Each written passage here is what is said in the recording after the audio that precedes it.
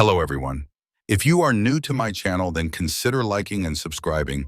It will make me feel wonderful if you do it, thanks. By the way, I also have a Luffy fan fiction channel. If you are interested, the link is in the description. Lost One by Hyperguy. I've walked this world for ages, watching as history played itself out in front of my eyes. Sometimes I would play role in its direction, but often I'd stay on the sidelines. Now a more serious threat threatens to wipe out all of humanity, and I must now play a role in its survival. If there are any humans left to save, I don't own anything. Adios. Chapter 4. Decisions XXXXX. Sir, it looks like the muscles in his left arm and right leg have been shredded while his remaining appendages seems to have undergone an immense amount of stress. A man wearing white clothing said with a grim expression. I doubt he'll ever be able to walk again. It's a miracle that he's even alive. I see. Pixis said as he stared down at the blonde man before him. Currently in a medical tent just outside the inner wall leading into Trust. The older commander was now looking over the two men that retook Trust. And Eren? His vitals are all stable at the moment. It seems that he's only suffering from exhaustion. Very good. Carry on then. Pixis ordered, gaining a nod and a swift departure from the doctor. Sir, Pixis looked over his shoulder and saw a silver-haired soldier standing next to the entrance of the tent. Yes, what is it, Rico? Mikasa and Armin want to know of the status of both Eren and Naruto. Rico stated with a salute. Tell them Eren is fine. And Naruto? Eren's fine. Pixis replied firmly. Rico's eyes widened before looking solemnly to the ground. Understood. After his subordinate's departure, the elder commander looked down at the now uncloaked man. He was still in his black clothes, but his cloak was hanging on a clothes hanger in the corner of the room. It seems all that power comes at a price. Adjusting the gray backpack on his back, Pixis moved to the side of the bed and sat down on one of the chairs. But to sacrifice this much, thank you. Sir, we're here to transport the two injured to the quarantine area, a soldier said after entering the tent. Sighing, Pixis nodded while moving out of the way for the men to enter into the tent. Fine. Let's just get this over with. XXXXX. Hello. A scared young voice stuttered out as the being shakily walked through a blanket of dark clouds. Not a sound could be heard, and not a single shred of light could break through the dense black fog. Please, is there anyone there? Again, there was no reply from the ominous blanket of silence. The air around the small being felt ancient and full of wisdom, but hostile and decayed. Please, anybody, the creature said, its ears falling to the side of its head in anguish. Then, past the darkness of the fog, the creature could hear the faint noise of footsteps. Its ears perked up and it lifted its head at the sudden realization that someone else was there with it, but was the originator of the footsteps friend or foe? The footsteps grew closer, louder even, and the creature's anxiety began to grow with each passing footstep. Who are you? A stop in the footsteps for a split second, then they began again. Out of instinct the creature began to run. Stay away. Not knowing which direction it was running, the creature decided the opposite direction of the footsteps was the best option at hand. And so it ran, for what felt like hours upon hours, but the footsteps continued to move towards it at the same leisurely pace as before. Out of energy, the young creature fell to the ground, tired from all the running. Then, the footsteps stopped. Huh? The creature looked over its shoulder, only see an ominous black mantle standing over it. Don't hurt me, it shouted, trying to create some distance between the two, but it was to no avail. The mantle bent down and reached its hand out towards the creature. Come, let me guide you out of the darkness. The voice was warm and soothing, like the voice of a tender loving father as he spoke to his child. The creature was hesitant at first, but lifted its paw to meet the hand. The black mantle nodded his head before picking up the small animal and holding it in his arms. An audible eep escaped the small creature as the mantled man moved swiftly through the black fog. About 15 minutes later, the little animal could see the faint flicker of light cutting through the fog. Tell me, little fox. Do you have a name? The small orange fox looked up at the black mantle before looking back out at the light. Kurama. My name is Kurama, the fox said with a rather large amount of delight. You seem happy about your name. The mantle responded as the two passed the wall of black fog and into the area of light. 10 pillars could be seen sprouting up from the center of the massive room, some lit, others not, but a massive orange beam protruded up into the sky from one of the various pillars. It's not that I'm just happy about my name, mister. Oh, I just remembered my name when you picked me up, Kurama said as he snuggled his snout into the mantled man's chest. You also give off this strange warmth, it's really comfortable. The man smiled softly at the small fox in his arms before stopping in front of the arranged pillars. Where are we? Kurama asked as he stared at the massive orange beam. We are in my mind, and that, the mantled man explained as he pointed towards the orange beam, is you. That's me? Well, part of you. Some of you is here of course. The man said as he scratched the fox behind his ear, earning a content sigh as the fox leaned into the scratch. How long have you been wandering in the fog? I don't know, it feels like forever, but I'm not so sure. Keeping track of time is hard when someone enters the black mist, the man said to himself, but a gentle tug on the mantled man's cloak pulled him from his musings. Mister, what's your name? The mantled man stared down at the little fox from beneath the void of his hood for what seemed like forever. If why you don't want to then? But the fox fell silent as the man brought back his hood to reveal blonde hair and deep blue eyes. Naruto. The man said with a soft smile gracing his features. Naruto Uzumaki. Kurama could only stare at the sight of the man for a good few seconds before his own massive smile graced his features. Nice to meet you, Naruto. I've never met someone by that name before, but let's be good friends. Naruto chuckled lightly at the fox's words. Nice to meet you too, Kurama. I've never known someone by the name of Kurama either. The blonde began scratching behind the fox's ears once again, making Kurama lean into Naruto's fingers while another content sigh escaped his mouth. You're really good at this, you know. Chuckling, Naruto stopped his scalp massage, which gained an audible pout from the young kitsune, and placed the fox onto the ground. The ground is cold, Kurama said as his paws touched the marble floor. Stand between the pillars then. The floors are warmer there. Naruto said as he guided the small fox into the center of the constructs. Once between the pillars, the fox's features brightened somewhat. It is warm. Didn't believe me? Of course I didn't believe you, I've just met you. That's a fair presumption. The fox walked up to the massive pillar at the center and placed his paw against the marble. Can I ask another question? Go ahead. If this is your mind, then why is everything black and covered in fog? Naruto sighed and looked up into the blackened sky where the orange beam had shot into and disappeared shortly after. This fog is a type of defense for my mind. Its purpose is to deter any unwanted guests from finding my most sacred of places and memories. Oh, so it's used as a defense against intruders, Kurama clarified. That's one of its purposes, yes, but if I'm in your mind, then what am I? A welcome guest. The small fox's features changed from deep thought to bright and cheerful. Thank you, I'm glad that you're so nice. Naruto's normal stoic expression just couldn't stay passive at the sight of the energetic fox. It has been fun meeting you, Kurama, but I must return to the world outside of here. But we just met. You don't have to leave yet. A hand was placed onto his head as the familiar scratching could be felt. That's not going to work this tea time. Is it? The most adorable growl could be heard from the little fox before finally giving in to the pleasure of the scratch. Fine, but promise me it's lonely here. I promise. I'll be back when I get everything settled outside. Good, now hurry and finish what you need to do. Will do, little one. XXXXX. Sir, one of the detainees has awakened. A voice shouted from behind the veil of my eyelids. Opening my eyes, I found a gray overcast welcoming my first sight since the Battle of Trost. I was laying on a cot, but it was shaking softly and the patter of horse hooves against dirt roads came to my ears. Looking off the side of the wagon, I saw the countryside rolling by casually. The lush green fields giving off a feeling of peace and serenity in a way that I haven't felt in a long time. As I watched the country with heavy eyelids, a horse obstructed my view. Looking up at the rider of said horse, I saw the man that commanded the men in retaking the city. How are we feeling this fine morning? Pixis asked from atop the brown horse. He held a very calm expression, one that I have begun to associate with the commander. Relaxed. I responded as I tried to move, but found my movements restricted. Looking down, I saw that my left arm and right leg had been placed into a white cast. These two appendages had been tied down to the side of the cot to reduce any further damage. A soldier wearing a white uniform sat at the back of the wooden wagon, and beyond him I saw at least 10 to 12 other soldiers on horses following the wagon. That's good to hear. I suppose you already know why your arm and leg are strapped down. Laying my head back onto the pillow, I looked back up into the sky. Yeah, I went a little overboard out there. The wear and tear of the Jinten Jutsu had completely destroyed my now wrapped arm and leg while also severely damaging other parts of my body as well. I knew this, but what Pixis and the others didn't know was that they were healing at an extremely fast pace. Maybe a week or two and I should be able to move them again, thanks to Kurama's chakra of course. If completely shredding your arm and leg means a little, then yes, Pixis replied. Glad to see you still have my backpack. Adjusting the gray backpack, Pixis shrugged his shoulders. It's the least I could do for everything you've sacrificed in retaking Trost. Better my arm and leg than the soldiers they saved. Smiling at my comment, Pixis looked at my arm and leg. You know you may never walk again, right? Yeah, if anything, I could use this false state of disability as a tool for the future. A ruffling to my right attracted my attention to the other being laying in the wagon. Ren could be seen strapped down to the cot by leather straps and iron buckles. I take it we aren't going to a treatment center. Pixis sighed and looked up into the air.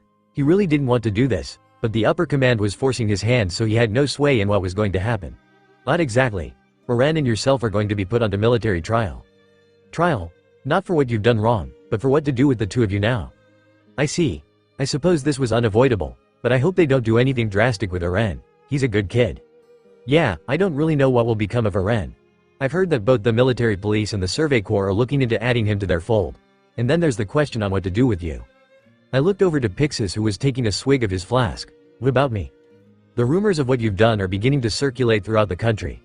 An outsider that appeared a few days before the Battle of Trost and proceeded to slaughter hundreds upon hundreds of titans. Soldiers and civilians alike are beginning to call you the Angel of Death, Pixis explained as a large castle appeared in the distance. Am I really scaring them that much? I asked in a rather light tone. Pixis chuckled at my question before shaking his head at my rhetorical question. You did make 2 massive craters outside the entrance of Trost. Well, you wanted me to kill titans, so that's what I did. I did want you to kill titans, but reshaping the geography was not what I had in mind. Killing those things on a massive scale requires drastic measures. Why do you think I waited until I was outside of Trost before I began using such destructive methods to purge them from the fields? That much is true. If you were to use those techniques inside the city, then Trost would be nothing more than rubble right now. Open the gates, a soldier shouted from atop the castle walls. The sound of grinding metal could be heard as the metal doors began to open up the center of the castle. Looks like we're out of time. I'll try and see if I can get you transferred somewhere more sanitary due to your condition. Thanks, Pixis. Keep holding onto my backpack for me if you would. Sure thing. XXXXX. It took Pixis about an hour, which mostly consisted of Eren and I laying down in the back of the wagon waiting for us to be transported to our sleeping quarters, to talk to the right people and move me to a comfortable spot within the massive castle. This is a pretty nice room. It's the best I could do. It seems the doctors had already advised the quartermaster that you had 2 limbs that weren't working and were under an immense amount of stress. So when I put in a good word for better sleeping conditions, the quartermaster immediately accommodated. Pixis replied as he rolled me into my room on the back of a wheelchair. It was simple with a bed, window, table, and chair. Thanks, you didn't have to do this, you know. Don't worry about it. We're going to be trying to pay you back for what you did for a long time now. Sir, if I may have a word, Riko said as she stuck her head in through the door. Of course, I'll be right out, Pixis said as Riko left the doorway. She doesn't seem very fond of me, on the contrary she holds you very highly. I looked up at the aging commander with confusion evident in my eyes. When she learned what you sacrificed in order to retake Trost, she began checking in on you almost every hour that she could spare.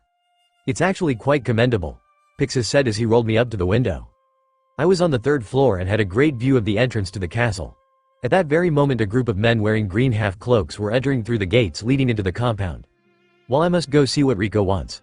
There's a bell hanging from your wheelchair if you need anything, Pixis commented as he hung my cloak and backpack on the wooden chair that sat underneath the table in the corner of the room. After doing such, Pixis began walking across the room towards the door. Pixis. The aged commander stopped and looked over his shoulder. Thanks for everything. Smiling, the man nodded his head. Don't mention it, and with that he disappeared through the doorway to talk to the silver-haired woman. Then, I was alone to my thoughts.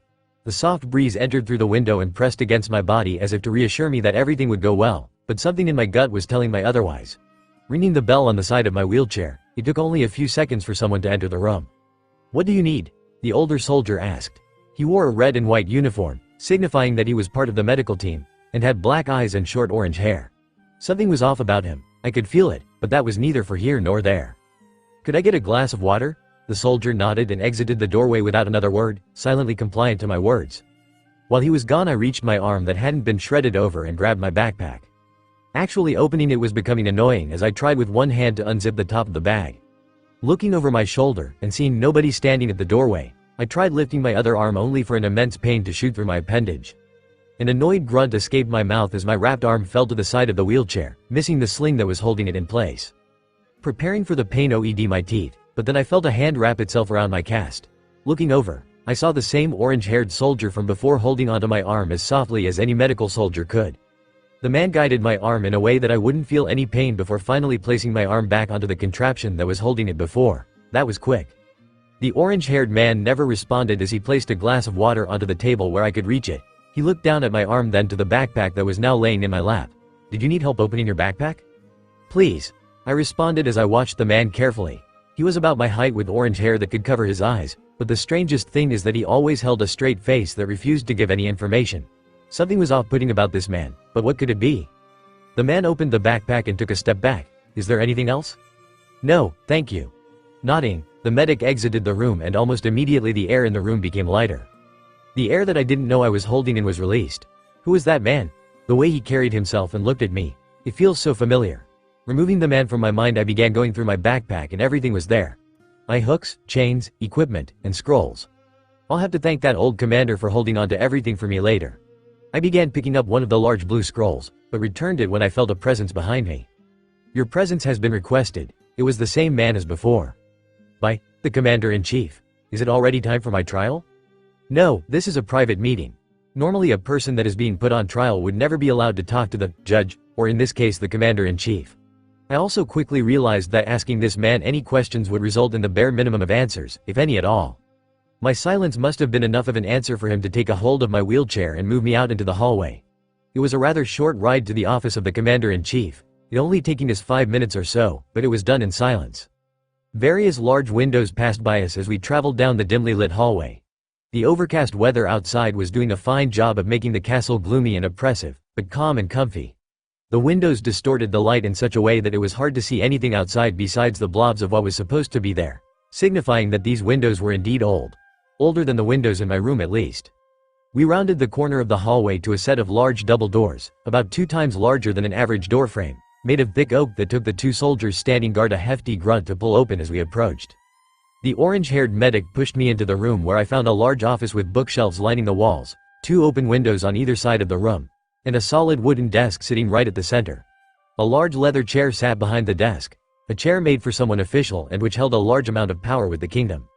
The thud of the double doors behind us shook me from my musings as, at that moment, the chair slowly spun around to reveal an older man with a straight face. His eyes had sunken in and I could immediately tell that not all was as it seemed. So, you're this outsider, or angel of death, that everyone has been speaking of. The commander-in-chief said. His dull voice and straight face gave off the impression that he was almost bored and neither cared nor saw any reason to fear me. I suppose so, I replied in an equally emotionless tone.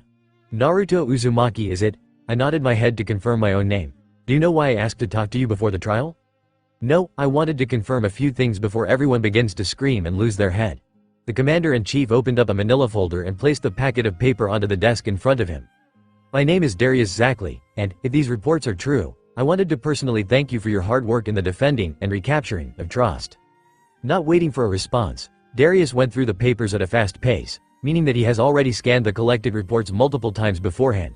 So, here it says that you can't make multiple clones of himself. Tell me, is this true? Yes. A simple response that both answers his question and doesn't reveal any of my secrets, but Darius doesn't seem to want to delve into my chakra-enhanced abilities. If anything, he's just trying to confirm what happened, to set the facts straight and to gain a clear picture of what was going on. And the 2 massive craters outside the city of Trost was your doing, I presume? I nodded my head.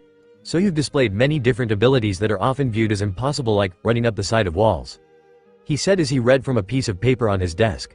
But it seems that with this great power you have comes an even steeper price. Darius eyed my bandaged arm and leg before sighing and throwing the paper he was holding onto the stack that was on the desk. So, let me ask you this. The doctors say that you may never walk again, but is there an ability of yours that would refute their statement? Can your arm and leg be used once more? Should I tell him? He is the commander-in-chief of all the military forces within the kingdom, but that doesn't mean that I can trust him with information as sensitive as this. I was planning on using my crippled visage as a front to avoid any unnecessary confrontation, but here is Darius, asking me the very question that I'd hope I wouldn't have been asked. Staring back at the man, I found that he was similar to Pixis in more ways than one. Acting on a gut decision, I decided to answer, yes. The room remained silent as Darius stared at me, his expression never changing as he mulled over the single word that left my mouth. Not much of an answer, but at least it was something to break this accursed tense silence that blanketed the room. Darius then stood and walked around the desk, stopping in front of the heavy piece of furniture and leaning against it. Thank you for answering the questions truthfully. You may return to your room until the time of your trial. I began to move as I realized that the orange-haired man from before had been in the room the entire time. The doors opened and the 2 of us left the office of the commander-in-chief, Darius Zackley. XXXXX. Several days later, a knock on my door awoke me from my slumber. I knew who it was before any words even left his mouth. It's time. The door was opened and the orange-haired man entered to help me onto the wheelchair. The medic had helped me with everything that I needed. Food, water, cleaning, everything, and he was stoic through it all. He was a medic and probably went through enough training to prepare himself for doing such things such as caring for someone who currently couldn't do everything themselves. It was frustrating that I had to lean on this man so much, but I found peace in that I was healing slowly. I would be fully healed soon enough. Dressed in the same black clothes as before, we made our way through the winding halls of the castle. Tell me, whose trial will be first? Aren's or mine? You will be presiding over Aren's trial. I was ordered to bring you in quietly and out of sight as the trial takes place. Is this why I'm wearing my cloak? Yes. When we enter the courtroom, please leave your hood on and remain silent until told otherwise. It's for the best. I nodded my head in reply. We passed a set of double doors where 4 soldiers stood. 2 holding rifles while the other 2 had green cloaks on. Their backs were turned to us and the large double doors were closing behind them as we passed by. We rounded a corner to a smaller door with a ramp that led to a small balcony of sorts. Quietly we entered the balcony where I was rolled up to a couple of people. 2 men in a WSS clothing sat on 3 of the 4 chairs. Nobles presumably. I was placed next to the empty seat where my caretaker sat. The nobles made a sideward glance at me before returning their attention to the ongoing trial. They probably heard of the Angel of Death, but having not seen me they passed me off as an injured noble or wealthy merchant who bought their way into the trial of the human-changing titan. Looking down onto the area, Aren kneeled at the center of the room with his hands bound behind his back by a massive metal rod which secured his cuffed hands to the ground. Mikasa and Armin stood off to the side, watching as the 2 guards walked back towards the entrance of the courtroom. He was alone, and fully vulnerable to anyone that wished to do him harm. Aren was peering about the room, trying to take stock of everyone that was there. It was then that the commander of all 3 divisions took his seat above everyone present. Well then, let us begin. After affirming Aren's name and going over all the formal pleasantries that was required of him, Darius read over his papers of the mission to retake trust with mild interest. So, we are under the common understanding that I'll choose whether you live or die along with which division you will be entrusted to if the aforementioned is followed. Is that understood? Gaining a nod from the chained soldier. Darius placed the papers down onto the table in front of him. Do you have any questions before we continue? After a few moments of thought, Aren looked up at his commander-in-chief with resolute eyes. Just one. Raising his eyebrows, Darius made a motion with one of his hands for the young man to continue. What became of Naruto? Ah, the so-called Angel of Death, as everyone has taken to calling him, Darius said, gaining mutters from the people around the room. Some of fear and others of praise, but it seems that everyone in the room has heard the rumors of what I've done and what I could do. Why would you want to learn of him? I was by his side when we fought our way through the streets of Trust in order to close the hole in Wall Rose. I just want to know if he's okay. Aren hung his head low to cover his eyes with his hair. Darius stared at the scene empathically before sighing. I cannot disclose the current condition or location of Naruto at this current time, but I will say this. This made Aren raise his head towards the elder man. He's not dead, and should be on his way here at this very moment. Now, may we continue? Gaining a relieved sigh from the young man, he nodded his head. The trial was quite interesting. The military police wanted to dissect him while the scouting party wanted to use his power to retake Wall Maria. One side saw his existence as a threat to the political stability of the people while the other saw potential in Aren's power to regain some small amount of ground back from the Titans. Between the two I saw the later as a more reasonable option, and judging by the look in Darius's eyes he saw the same thing as I. It was now, however, that the situation was becoming grave. The populace was beginning to throw insults at Mikasa about whether or not she was a Titan along with Aren. Of course this wasn't at all true, but paranoia was beginning to take hold of the people. If Aren was a Titan, and he looked as human as any other, then anyone could be a Titan. From there it would become a witch hunt for anyone even suspicious of being a Titan. Just as quickly as the shouting began, a man with flat black hair smashed his foot into Aren's jaw, knocking a tooth out. I quickly noticed, by looking at the leader of the Scouting Legion, Irvin I believe his name was, that there was something else entirely going on here. While his expression was unreadable, by not even moving an inch to his soldiers' movements and allowing him free rein to do what he pleased to Aren, he gave away his intentions. I was not able to listen to the conversation that was going to take place afterwards as the orange-haired soldier began rolling me away from the balcony's edge. After we left the small room, I looked over my shoulder and questioned. You're about to be summoned. Prepare yourself. He rolled me up to the doors that Aren had originally entered through. The two soldiers from before stood at attention, but when they saw me a look of distress appeared on their faces. Is he? Yes, you may open the doors. The orange-haired soldier responded to the soldier that asked the question. Nodding their heads, the two men opened the door, allowing the same sight that Aren must have saw several moments beforehand. All eyes turned to me as the man rolled me slowly in. There you are. I was wondering when you were going to arrive. Darius said. Everyone looked confused at the sight of a cloaked man being rolled into the courtroom. What was he doing here and who was he? Sir, who is he? The leader of the military police asked. Mikasa and Armin almost immediately smiled when they saw me. This must have been unexpected in their eyes, but they would almost certainly frown if they saw my injuries underneath the veil of my cloak. Before I pass my final judgment, or even consider the possibility of delaying it to a later date, I wanted to hear one more report, Darius said. One more report? From whom? Irvin asked. From the person that spent the most time with him leading up to the battle, of course. Darius stated as Aren lifted his bloody face up to me. I had been rolled up next to Aren and left facing the commander-in-chief, the orange-haired soldier standing a little ways behind me. The man that had beaten Aren stood to his side, looking at me questionably. Is that you? Aren asked hopefully, blood dripping from his mouth as he did so. I remained still, unmoving at the recognition of who I was. Indeed it is. The angel of death himself, Darius said as he leaned back into his chair. The room fell silent at this sudden revelation. The man that had killed so many titans was now before them. Just like Aren, apparently I had become something of a mystery that people both feared and loved. Just as Darius was about to speak, the room exploded into shouts and questions. Some wanted me killed on the spot while others wanted me to protect them further from the titan threat. One even demanded me to kill Aren. Order, Darius shouted, making everyone fall silent immediately. Now, I brought him in here not to be clamored by everyone's ridiculous cries, but to answer a few questions leading up to the battle. We will be discussing what will become of him in the forthcoming trial, so hold your questions until then. Understood? The following silence was all Darius needed to continue the trial. Good, so, would you be so kind as to answer a few questions for us? Nodding my hooded head slowly, Darius turned to Pixis, who had remained silent during the majority of the trial. Pixis, you were the one who had ordered Aren Yeager here to escort the outsider around Trost before the battle began, is this true? Yes, sir. And it is to my understanding that Aren was the first to actually meet him outside the walls after he had killed 3 titans. Yes, sir, it is true. Now is everyone here led to believe that Commander Pixis is a kind and venerable man? A man that would do anything to protect the safety of humankind? This question was aimed not at the soldiers, but at the populace of both nobles and wealthy businessmen who were in the room. Mutters of, yes, and, most definitely, filled the room along with the nodding of heads. This was just to destroy any misguided theory that Pixis may have been the mastermind behind the circumstances that panned out afterwards. Good. Naruto. I looked up at Darius from underneath the veil of my hood. While you traveled around Trost with Aren, what exactly did you do? I looked over at Mikasa and Armin, then to Aren, who was on his knees and chained to the ground. Sightseeing. Sightseeing? I haven't seen another human for a very long time.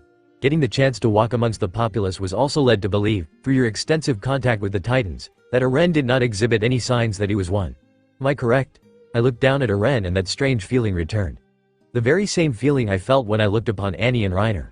Could this be? No, him. Darius stared down at me with those piercing eyes before nodding and looking down at his paper. During your final mission to escort Aren in Titan form to the destroyed gate, did he act abnormal in any way? Abnormal? Did he ever intentionally lash out at you after his transformation? He did. Aren attacked me when he first transformed into a Titan, but should I tell him, in front of all these people that wished to do him harm? I looked down at the ground and thought as I recalled my fight with Aren.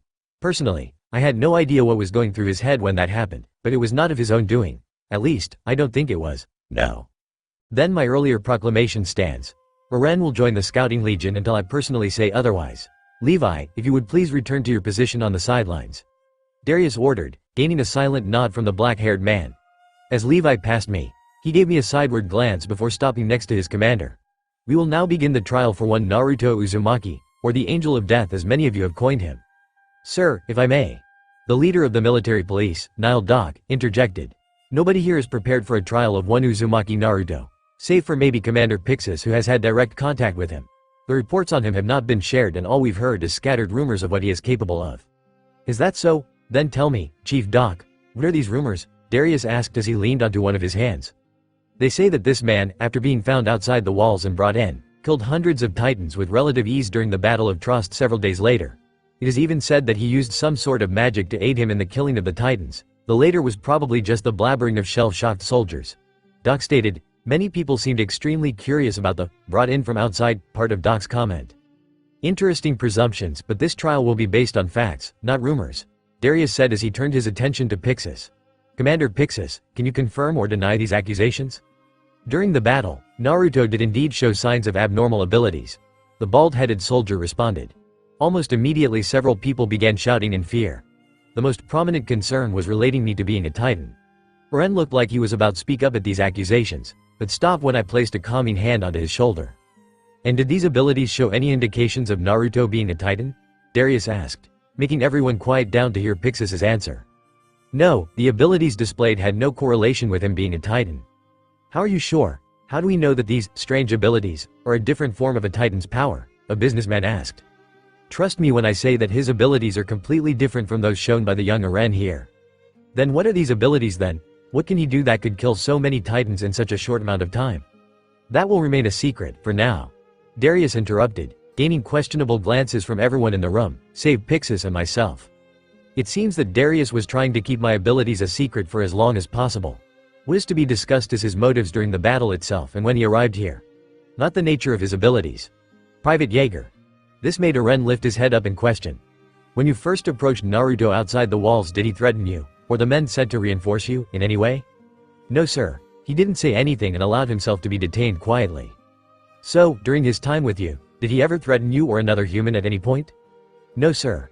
Not once. After writing something down onto some paper in front of him, he returned his attention to Pixis. I have been led to believe that you've had an extensive talk between the two of you, is that true? Yes sir, that is true. And what transpired during that talk? Any back history that may be of importance? While we played several games of chess, this gained a few groans from a few of his soldiers. I learned that he was born outside the walls, in a land far away from here. Several mutters circulated throughout the room. Can you confirm this? Darius's question was pointed to me. Yee. Just as the words left my mouth, a violent cough sprang forth from my lungs. A hand was immediately on my back to check if I was going to be okay. Knowing who it was, I quietly thanked the orange-haired soldier before he silently returned to his original post. Is he sick? Irvin asked, trace amounts of concern lingering in his voice. If I may, Commander. Armin spoke up, gaining the attention of everyone in the room.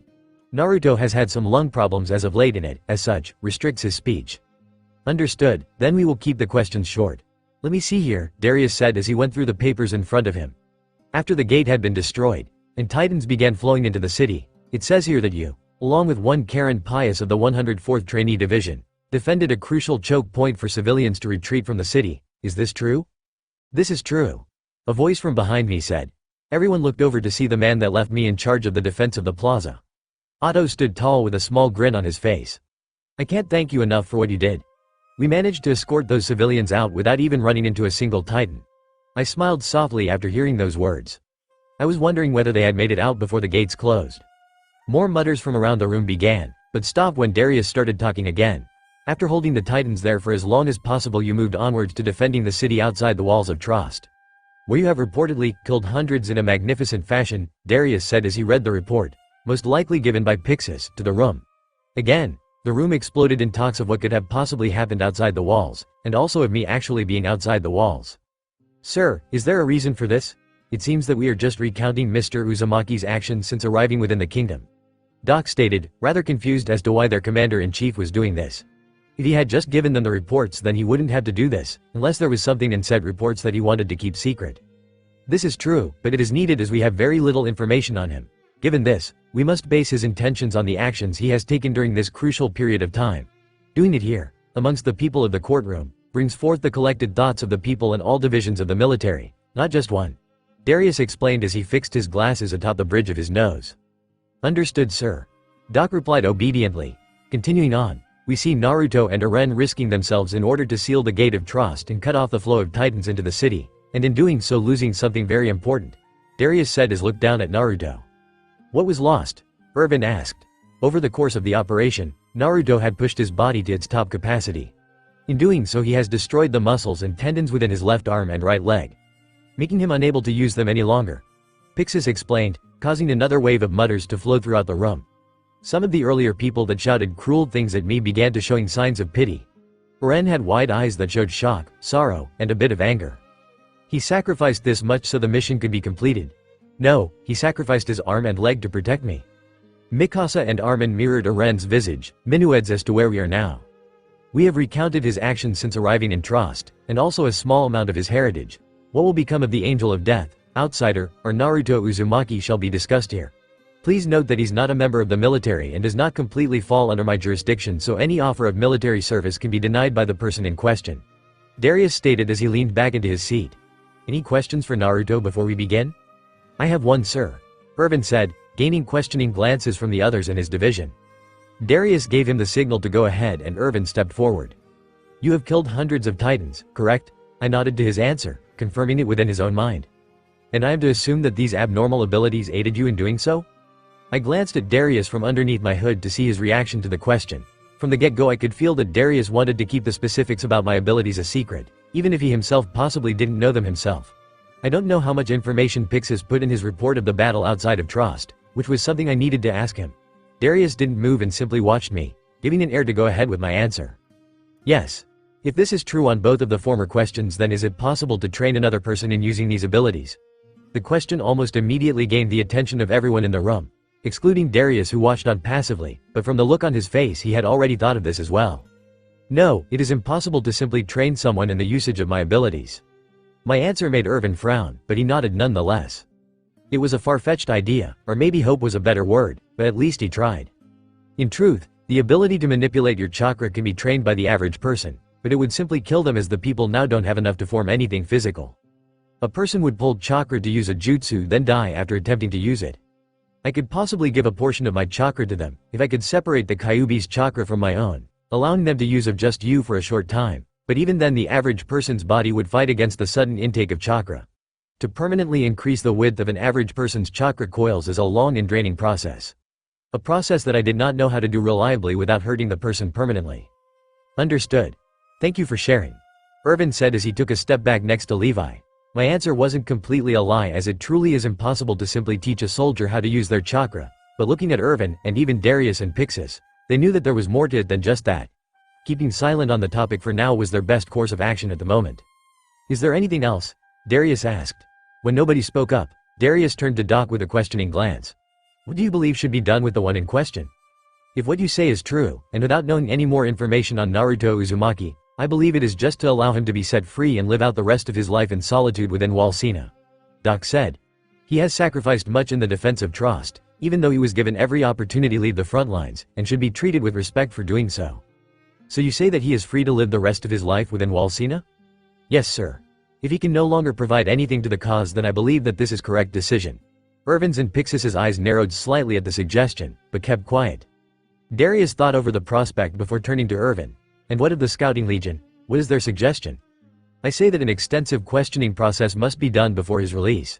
Afterwards he may do what he wishes. A questioning process? What would the information that you wish to gain that cannot be discussed here?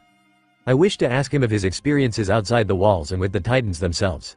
If he has lived outside the walls since his birth, as we are led to believe, then he must have something that may be of use, Irvin stated.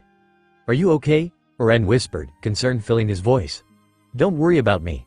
I'll be fine, I replied in a hushed tone as I patted his shoulder. It seems that the discussion doesn't involve my death. A valid suggestion, Darius commented as his attention turned to Pixis. Then what would your suggestion be then, Pixis? All eyes turned to the bald-headed man who stayed quiet for the majority of the trial. Did Pixis even wish to join in on the trial? He seemed to back away from wanting to argue over Oren, but would he feel different about the Angel of Death? I have two suggestions, Pixis stated, surprising the other commanders. So he was interested after all. The first being he be allowed to be free to go where he pleases as an honorable guest to the kingdom. This gained nods from everyone that knew him, including many of the businessmen that were in the room. My final suggestion is more of a proposition. Is that so, and what would that be? Darius asked. I wish to extend an invitation to Naruto Uzumaki for the position of becoming my personal advisor. You wish to ask a cripple to become your advisor? Doc asked, acting rather confused by the proposition, but in his mind he thought he knew why Pixis wanted the Angel of Death under his wing. Indeed I do. He has shown much in the way of military tactics on the battlefield, and he can even play chess with me toe-to-toe. Let me remind you that by offering him a seat within the garrison that Naruto has every right to decline your invitation, Irvin said. I'm well aware, but he doesn't need to become a part of the military to become my advisor. Pixis said with the same calm tone he always had about his visage. It seems that the other commanders were going to wait until after the trial to ask him to join their divisions. The commander of the southern garrison forces looked to Naruto with a soft smile. If he so wishes we can simply travel together until he feels comfortable moving on his own. I smiled back at the man before looking back up at the commander-in-chief, who was mulling over everything he had just heard. I believe I've come to a decision, Darius stated, Naruto shall be. If I make commander, I believe that the military should not hold the power over a crippled man simply because he helped in a military conflict. A man said from the side. All eyes turned to see a tall man with nice dark green clothes and a symbol of a snake on his chest. He had light blonde hair and dark green eyes, but his physique was thin and lanky. He almost looked sick or worn. Noble Leonard Gradle, is it? What would a noble from the civilian council, and representative of House Gradle, want to address? Darius asked. He was clearly agitated by the interruption, but kept his annoyance silent for the time being. I feel that the ultimate decision for the outcome of one Naruto Uzumaki should not be decided here, but in the noble council in the capital. Sir Uzumaki is not a part of the military, and as such, this trial should never have begun without the consultation of the nobles and the civilian council. Leonard stated as he walked into the center of the courtroom. While normally that would be the case, Naruto here was a key part of a major military battle that decided the fate of Wall Rose. As such, we found it fit to try him under military jurisdiction. Darius explained. He has also shown abnormal abilities that will remain secret until further notice. Even still, just because a person has helped the military in some way does not give the armed forces the right to hold the person in question under a military trial. Leonard said, standing upright like a person from a noble background would. Darius stared down Gradle with an impassive gaze until finally sighing. Taking off his glasses and rubbing his eyes, the older commander looked to his division leadershins on this sudden issue. Doc looked impassive about the situation, while Irvin and Pixis looked rather annoyed by this sudden intrusion. Then what will you have us do then? Darius found no room to wiggle on the situation. Yes, a person could be tried and sentenced under a military trial if the person in question has committed a crime that directly involved the military, but Naruto has done everything but commit a crime. If anything, he helped save humanity from the Titan threat, at least for the time being. I wish to bring Naruto to the capital where we can give young Uzumaki a proper trial amongst the nobles and businessmen of the kingdom. Gradle stated, gaining mutters of approval from the businessmen and other nobles in the room. Darius frowned, but nodded his head in quiet resentment, on one condition. And that would be? That he be escorted by a personal guard at all times. Of course, I was personally planning to. A personal guard of my choosing. Surely you can't believe that I'd accept such a claim. This is my only condition and you will accept it, Darius said in a deadly tone. Leonard frowned before nodding his head. I suppose it is only fair that we allow you, at the very least, that much. Then the trial for one Naruto Uzumaki will be continued in the civilian court at later date. This court has been adjourned, Darius said. Just as he said this, two soldiers walked up behind Aren and unlocked the metal bar that bounded him to the ground. The two men lifted him up, but as they did this, Aren gave me a look of concern.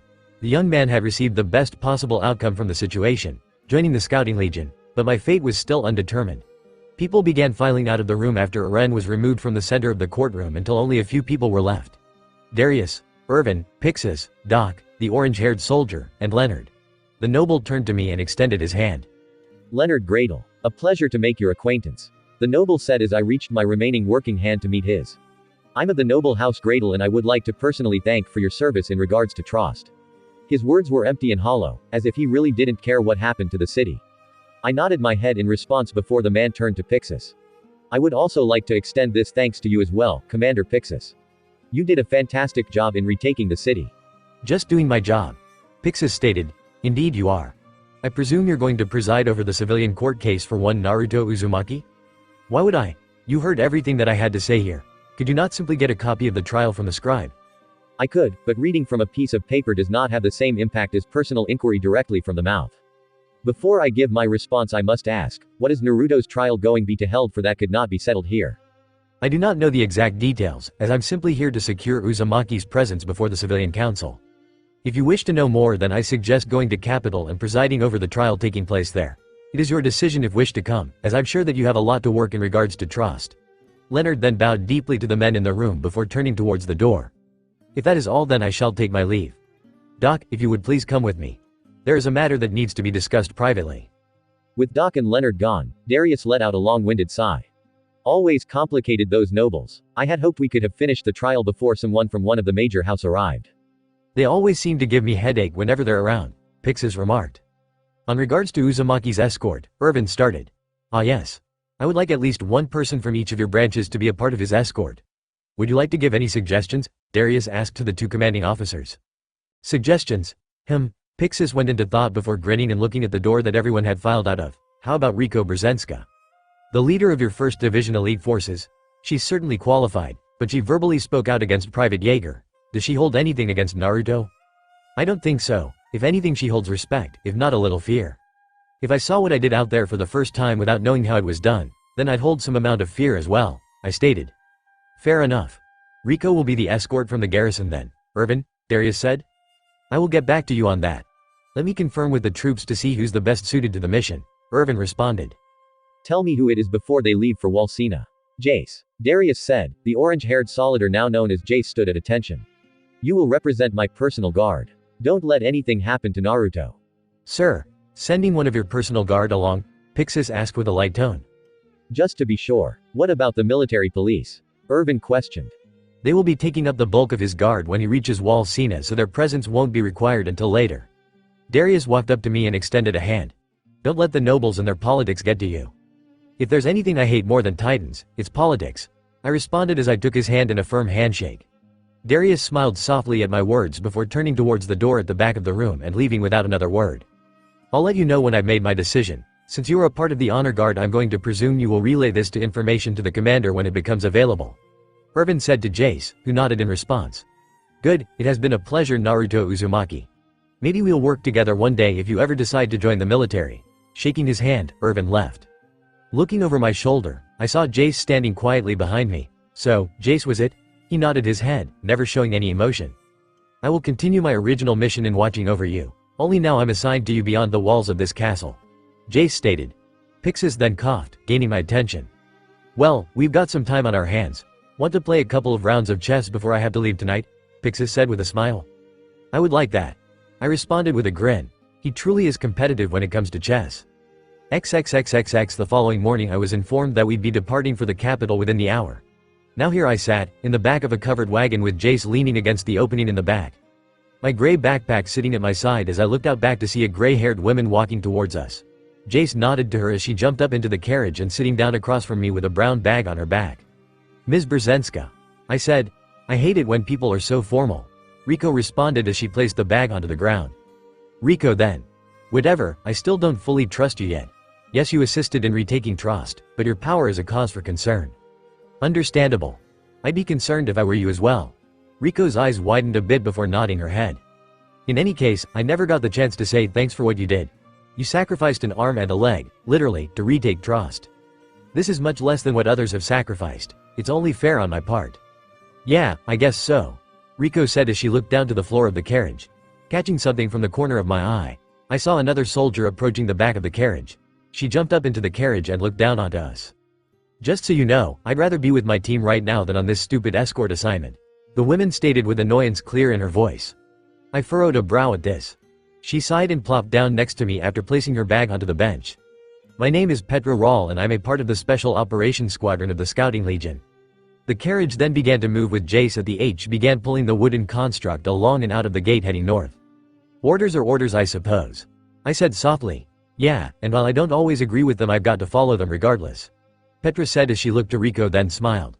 How are you doing, Rico? It's been a while since I've seen you. I'm doing well, just a lot going on. The initial attack on Trost must have been rough. We arrived after the major operations had been completed. You've got no idea.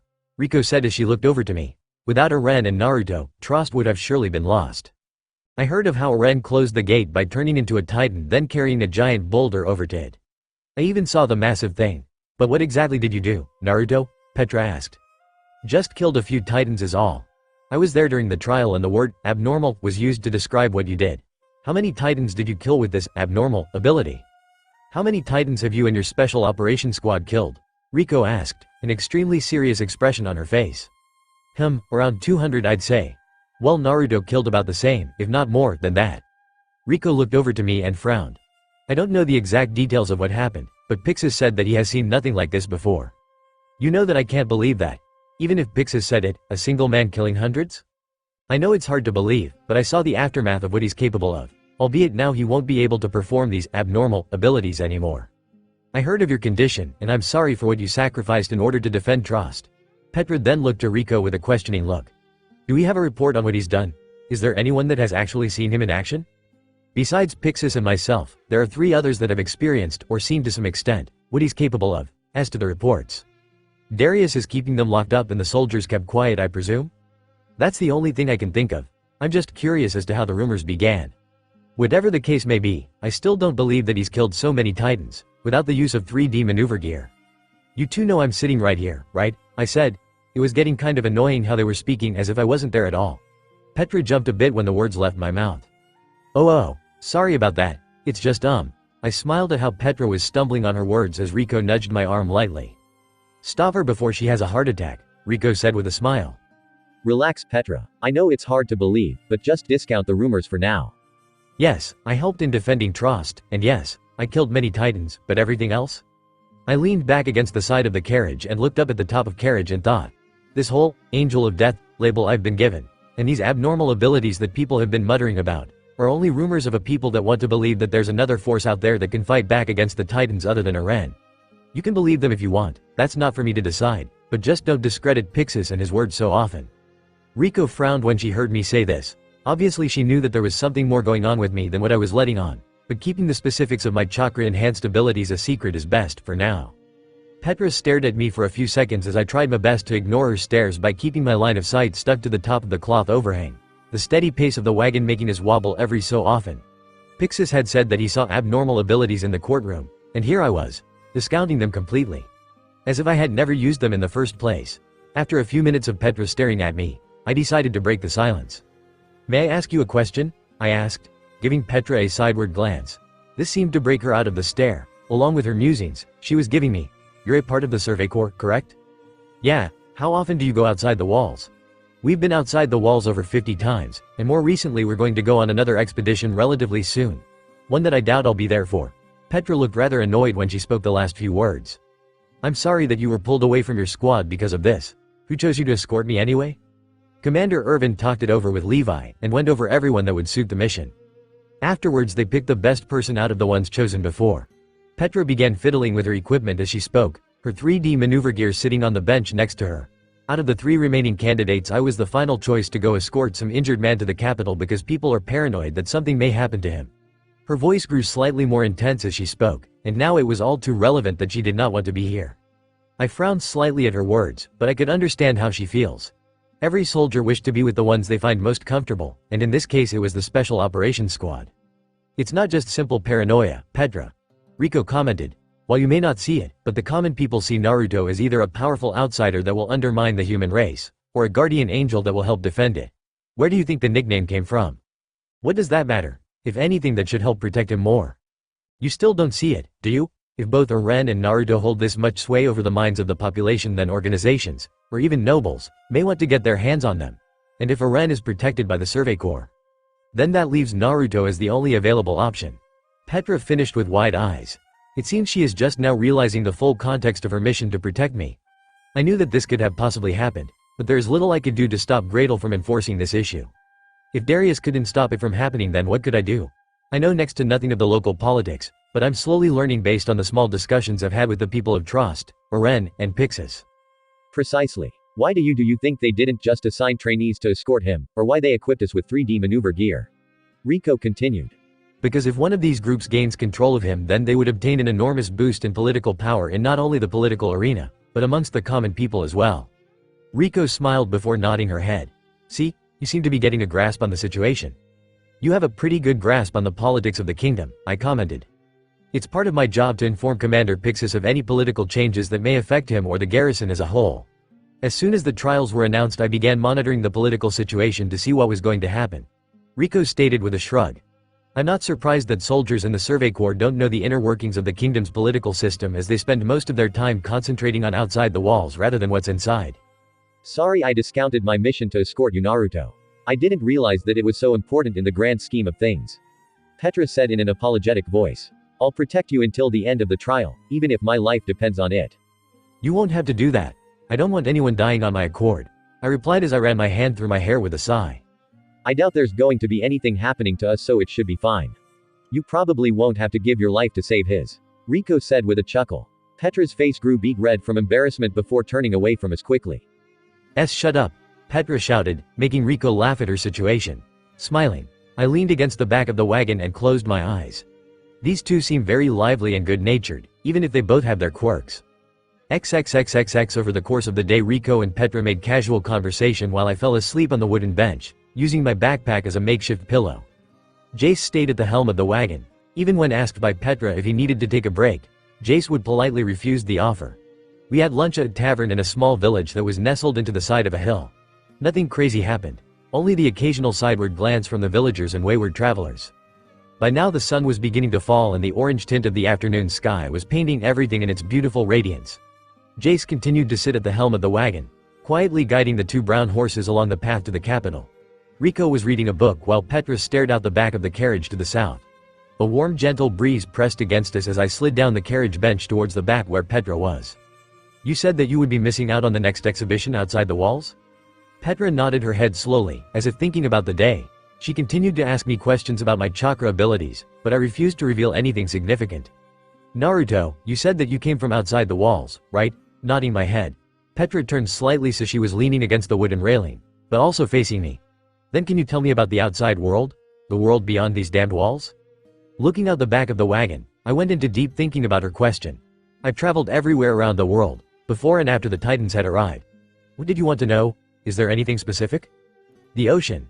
Have you ever seen the ocean? Petra replied instantly, as if she had already put so much thought into the question before it was even asked. I smiled at the request as I closed my eyes to picture the last ocean I visited. Yes, the vast body of water that expands out as far as the eye can see. The soft white sand that hugs your feet as you walk along the boundary between earth and water. Every now and again I can remember seeing a dolphin or fish jump up from the shimmering liquid, blissfully unaware of any and all troubles that may be going on around them. Petra was staring intently at me as I talked about the wonderful place of peace and quiet. Riko had stopped reading her book. And even Jace was giving me a sideward glance of interest. If I had to sum up the ocean in one word, it would be tranquil. Petra stared at me for a long time before finally finding the words to speak. That sounds wonderful. It is. The ocean was one of my favorite places to go to when I had the time. It always calmed me in ways no other place could. It must be nice to be able to actually see the ocean. We've only got old books and documents of the place where man used to take to the seas on boats, Riko commented. I suppose now it is a privilege to go there, but it's a shame, being so close to the ocean and all. So close? What do you mean? Petra asked, both confusion and excitement in her voice. About 250 kilometers west of Wall Maria there is a sea that has an outlet to a large ocean. It's beautiful. I wish I could see an ocean like that, Petra said with a sigh of disappointment. Let's just focus on retaking Wall Maria. Then we can talk about oceans, okay? Riko stated as she began reading her book again. Right, one step at a time. Petra said as she looked back out the rear of the wagon, disappointment still in her voice. I frowned at Riko's words, but she was right. Getting someone's hopes up too early would only spell doom for their morale if it was crushed. We'll make camp here for the night. We can make the rest of the trip in the morning, Jace said from the front of the wagon. We were on the edge of a forest that had large trees jutting up towards the sky. On the opposite side of our position sat a flat valley with rows of assorted crops gently blowing in the hot summer breeze. The sun was setting and the moon could be seen high in the sky, as if eager to take the sun's place. Guess I'll get a fire going. You bought everything we needed for dinner, right Jace? Petra asked as she jumped out of the wagon. The honor guard nodded as he helped me onto a wheelchair that he had unfolded. Are they in the sack? I think so. I'll take care of preparing the food if you two want to gather firewood, Riko suggested. Sounds good. If you want to get the big pieces, Jace, I'll gather up the tinder and small branches, Petra said. Jace nodded and left the clearing without another word. Man, that guy is weird. Hardly ever says anything. We're all kind of weird in our own way, I said with a shrug. In any case, I kind of like the quiet understanding we share. Whatever, I'll be back here in a few. Don't let anything happen to him while we're gone, Petra playfully said before disappearing into the woods. What was that supposed to mean? Riko asked more to herself than anyone else. She seems more of a light-hearted girl than anything else, I said as Riko pulled the bag of food out of the wagon. Who, Petra?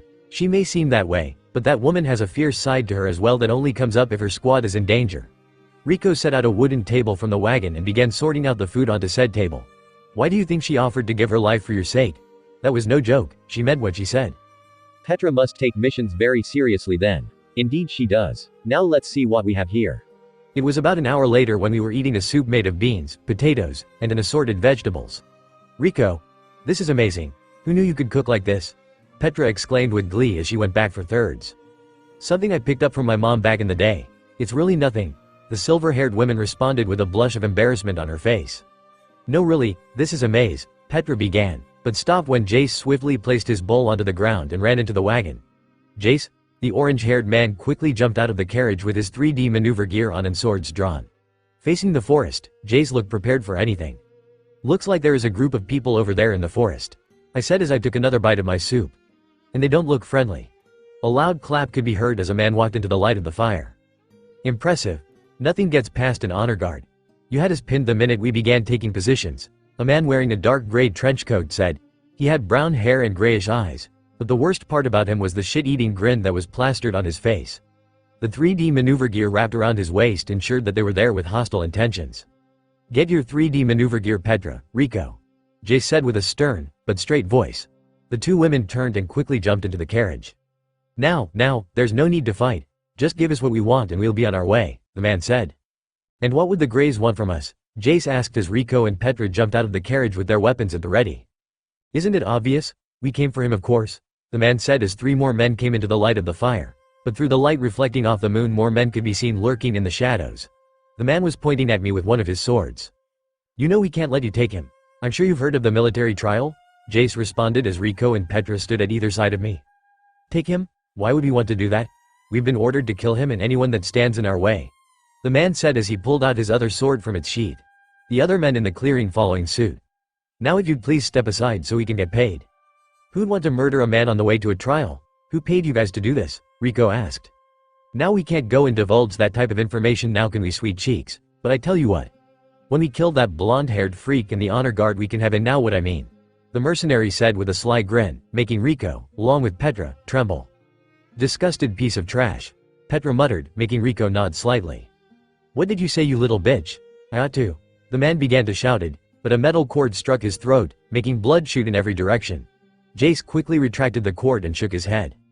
How annoying. Let's just get this over with so I can go to bed. Just as the words left his mouth, the other gray trench-coated men sprang into action, swords drawn and ready to kill. The movement beyond the veil of light began to shift as other men moved to engage when they saw it fit. Rico and Petra dashed towards different targets, engaging them just as quickly as Jace did, leaving me to continue eating my bowl of soup that sat in my lap. I wasn't too worried about the others, as they were professional soldiers and the best in their respective divisions, but the feeling in my arm was beginning to return. Movement was still painful, but feasible if need be. The constant sound of metal clashing against metal erupted all around me when a gray-coated man dropped to ground by the fire. His swords were by his side as he began walking in my direction. Sorry kid, but it's nothing personal. Got to feed my family somehow. He stopped in front of me and raised his sword above his head. Then I feel sorry for your family then. Oh, and why is that? The man looked confused, but slightly annoyed by my comment. Because their mother is going to become a widow. What did you? Just then a sword was pierced through his chest. The man fell to the ground, dead as dead could be, revealing Jace, who had a cut on his left arm. Just in time, I said. You didn't seem too surprised. Guess not. Just then Rico and Petra landed next to Jace, sweat covering their features. These guys are good. There are about 15 of them and we only managed to kill 5. Petra said between heavy breaths. Rico wasn't faring much better as she pressed a button on the hilt of her swords that detached them from its clutches. The metal blades fell to the ground as Rico replaced them with extras found in the 3D maneuver gear. We may need to retreat to the field behind us where we can remove the usage of their 3D maneuver gear, Rico commented. That would also take away our ability to use it as well. Besides, it would be near impossible to move faster with Naruto being in a wheelchair. We had to hold them here, Petra said when a gray-coated woman with a hood landed on the other side of the fire. You three don't go down easy, do you? The woman asked as the other 9 grays landed next to her. We aren't about to lose to a bunch of mercenaries, Petra said with a snarl. Whatever. It doesn't really matter that much when you'll all be dead, the woman said with a grin. Petra was about to launch herself towards the female gray when a hand grabbed onto her wrist. The orange-haired woman looked down to see me holding her back. Move to the wagon, all of you. What? Why would we do that? You would be left defenseless, Rico said. Just trust me. No, we aren't going to put you in a position where you could be killed, Petra exclaimed, making several of the grays laugh. From the sounds of it, the blonde wants to die. You should listen to him if he doesn't want to live anymore, a hooded man shouted, making the other grays laugh at his jab. If we back off, then they will kill you and we won't let that happen, Rico said. Petra, you said you wanted to see my chakra abilities, yes? Petra looked down at me with wide eyes. Move to the wagon and be prepared to move. Without another word, Petra slowly moved to the wagon, with Jace and Rico in tow. The silver-haired soldier did not need to be reminded of what my abilities could do, and Jace most likely was told by Darius of what happened at Trost. Once they were a safe distance away, the grays began walking towards me, unaware of what I told the others in our whispered conversation. So you do want to die? I can understand, being crippled and all, but I certainly wouldn't give up my life just because of that, the female gray said as she stopped at my feet, the others beginning to surround my position as well. Who said I wanted to die? I then lifted my right arm and began forming seals. What in th? Raiden. Areopagi. Lightning began arcing across my body until building up at my chest. For a split second the grays stared at the bright light before the lightning flew down over my body and into the ground beneath me, traveling as fast as lightning could. The bright electricity smashed into the surrounding cloaked mercenaries in 10 separate lightning arcs that ripped up the ground as it traveled towards the Greys, making them convulse to the ground as they were hit. In the blink of an eye, the 10 Greys were on the ground with smoke coming off of their bodies. Everything was quiet as a breeze blew through the valley and into the forest in front of me. "You just seem to get weirder and weirder. You know that?" Riko said as she began walking over to me. "Not scared? Well, of course I am, but I don't feel the same sinister feeling as I did back at Trost. So, I feel a little more comfortable." Jace was next as he walked over to the downed Greys, checking to see if they were alive. That, Riko and I looked over to the wagon to see Petra staring at me with wide eyes. She looked terrified. "Come on over here. He's not going to bite you," Riko said playfully. "What in the hell are you?" Petra asked, not moving from behind the wagon. "Just a man," I responded. "Bullshit," Petra shouted as she stomped over to me with fury in her eyes. "You can't be human. You must be an angel, or a demon, or some mystical creature that takes the form of a human because there is no physical way a human can just conjure up electricity like that and fry 10 people at once." "Well, I'm definitely human. There's no doubt about that," I said as I looked at my hand, a tiny arc of lightning jumping inside the palm of my hand. Petra stared at me with eyes that reflected anger, confusion, and fear, but was broken from her trance with an audible sigh. "Would you give it a rest, Petra? He won't tell you anything about how he does it, so you're better off not even asking," Riko said. "We aren't done with this conversation yet," Petra said as she walked past me and towards Jace, who was still checking the downed Greys for any survivors. Just as Jace moved to the last 2 bodies, the 2 that were furthest away, the trench-coated figures jumped to their feet and began running towards the forest. "Shit, we got runners, Riko." "I'm on it." The 3 soldiers then gave chase to the 2 remaining Greys. Riko and Petra after one, and Jace after the other. I leaned back into my wheelchair and looked down at the bowl of soup that was still in my lap. Frowning, I looked back to the fire in front of me. My instincts told me something was off, that everything was not as it seems. An abnormal brush from the bushes on the other side of the fire caught my attention. My eyes immediately traveled to the source of the noise to see a man walking slowly through the forest. His footsteps stopped when he reached the opposite side of the fire pit. He was tall, about 2 meters, and wore a gray cloak with crimson strips down its side. Atop his head sat a gray fedora hat with a crimson-red band circling the base. The hat shaded his eyes from view, but his physique was that of a bodybuilder. A black mustache sat atop his tan, grinning mouth. The most unique thing about his apparel was his 3D maneuver gear, which did not brandish the normal dual swords, but what looked to be a long rifle which sat strapped to his back. "So you must be the Angel of Death?" the man asked, more to himself than anyone else, which just so happened to only be me at the moment. He looked around me at the dead bodies and shook his head, shorted a number on these fine folks for being a cripple. He proceeded to grab a bowl and spoon that was on the ground, which was dropped by to wipe out the dirt that may have collected in either. After confirming that neither was dirty, the man approached the still cooking soup. "You don't mind, do you? Be my guest." "Thank you. I haven't eaten anything in a while, so I'm starving." He poured some of the soup into the bowl and sat down on a log across from me. "You know, you certainly surprised me with that little light show of yours. How'd you do it? Some device you got hidden under that cloak of yours that fires electricity all over the place?" He took a bite of the soup and his face seemed to brighten. "Wow. That is some fine soup right there. That 4 Eyes lady sure knows how to fix up some grub." He took another bite and returned to his thought process. "But that wouldn't make any sense because then you would have been burnt to a crisp too." He shrugged his shoulders and took a few more bites of the soup. I followed suit, taking a few more bites of my food as well. Not knowing what exactly this man was planning, I decided to just play along and let the man do as he pleases. "Man, that was good," the man exclaimed as he finished his soup and stood up. Placing the bowl onto the log at the same time I put the bowl of soup down onto the ground. The Gray brandished his rifle. "You know, this 3D maneuver gear was specially made for me." He gently traced a finger down its barrel as memories seemed to flood into his mind. "I used to hunt deer and other wildlife when I was growing up. It was my family's way of feeding ourselves, which worked for a long time. I became so accurate with this handmade rifle that I could hit a moving squirrel at 100 yards.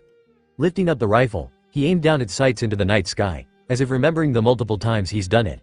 I made this rifle with my own 2 hands and I'm extremely proud of what I'm capable of with it." "You sound like a talented individual." "I wouldn't call myself that. My father was much more talented than I, but that's a story for another time. You know why I'm here, correct?" The man then pointed his rifle towards me, taking aim at my chest like every hunter instinct in his body told him to. "Your friends have told me multiple times, and not in the kindest of ways," I responded as we both looked at the fallen Greys around me. "Yes, they were the noisy and most immature ones out of us. Such lack of respect for the hunter and the prey." He then readied his weapon with a soft click. "You are incredibly nice for being the Angel of Death. I'm sorry that it has come to this." We all make our separate choices in life. I hope you find solace in yours." The man frowned as he slowly squeezed the trigger of his weapon. "And you, yours." And with those final words, a loud crack of a rifle radiated out across the valley and forest beyond. Chapter 5. Laced Cord. XXXXX Petra and Rico continued to chase after the gray as she shot through the dark forest. The only light coming from the moon above as finally Petra managed to find an angle in which to strike. "You're not getting away," Petra shouted as she swung her swords at the mercenary. The gray barely managed to dodge the attack, but the blade succeeded in slicing through one of the cables that connected to the 3D maneuver gear. "Shit!" the gray exclaimed as she fell to the ground, tumbling on impact until finally coming to an abrupt end thanks to a rather thick bush. Rico was seen flying towards the female gray, but stopped when her opponent brought up her swords in an attempt to spear her when she approached. Rico slid past the mercenary, coming to a stop just as Petra landed next to her. "There's no use running now, criminal. Surrender and you won't be hurt," Rico stated with an air of authority. The women began to laugh at Rico's words as said gray stood up from the bush she had fallen into. The hood that had adorned her head fell off on impact. "Surrender? Don't make me laugh. You, of all people, should know that's impossible," the women said, brandishing her swords as the words left her mouth. Rico frowned at her words, but shook her head nonetheless. "And you, of all people, should know that we are forced to ask," Rico responded.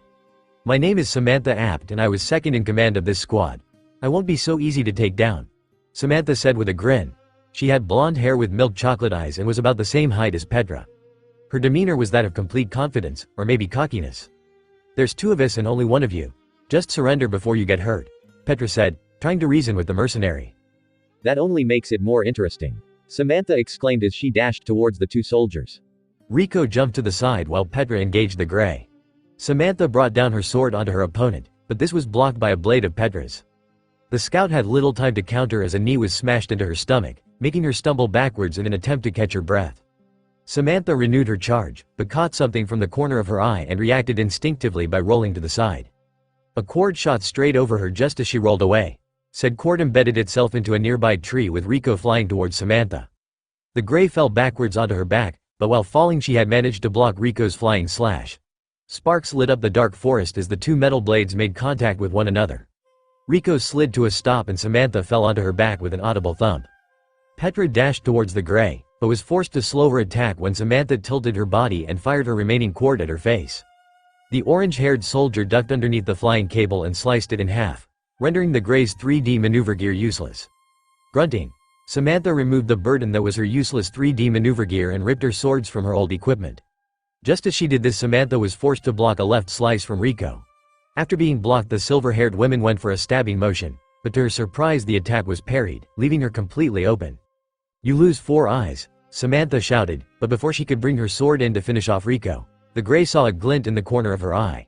A searing pain shot into her right shoulder as Samantha backstepped until she was a safe distance away from her enemies.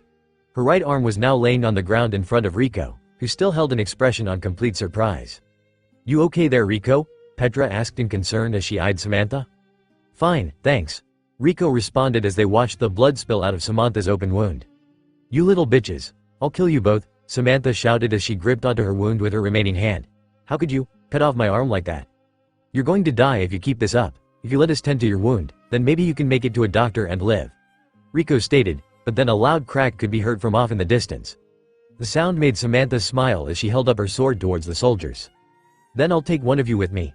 The gray then charged towards them as fast as she could. Samantha brought down her sword onto Rico, but it was easily parried by the silver-haired women and followed up by a deadly stab to the chest by Petra. The blonde looked down at her wound with wide eyes before grinning at her fatal wound. "Looks like that's it then." Petra removed her sword and let Samantha fall to the ground, blood coming out of her wounds and mouth. "It didn't have to end this way," Petra said as she sheathed her swords along with Rico. "Ah, but it did," Samantha said as she coughed up some blood. "I played my role to the letter." "What do you mean? What role did you play?" Rico asked, confusion evident on both of the soldiers' faces.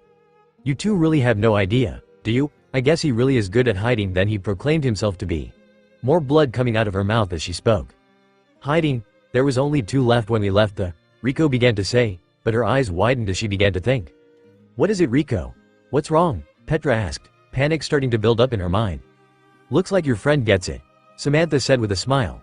"Like I said before, I played my part perfectly," and with that Samantha Apt died in a pool of her own blood. "What was she talking about, Rico?" Petra asked. We need to get back to the campsite, now. Riko said with a grim expression as she shot her cords into the nearest tree limb. Wait, what about? Petra said, but Riko had already slung herself in the direction of their camp. Without another word, Petra followed her comrade through the dark forest, panic and concern filling her mind. XXXXX. I looked at the smoking barrel in front of me, then over my shoulder at where the bullet had traveled and saw a hole in the wagon behind me.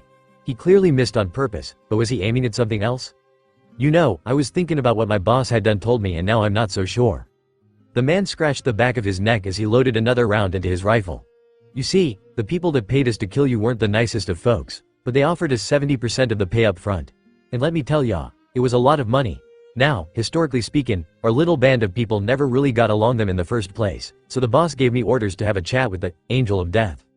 And why would your boss want us to have a chat? I asked as I watched the man reload his gun.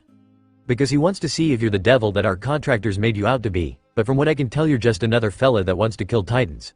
Nobody can really knock you for that now, can they? He had finished reloading his weapon, but was holding in a more relaxed position. Besides, it looks like you can still handle yourself just fine like you are now. Why would that change anything? By now I was confused as to why he had fired his rifle in the first place if he was going to miss on purpose. Surely he knew that by firing his rifle, he would alert the others to what happened, unless he wanted them to return.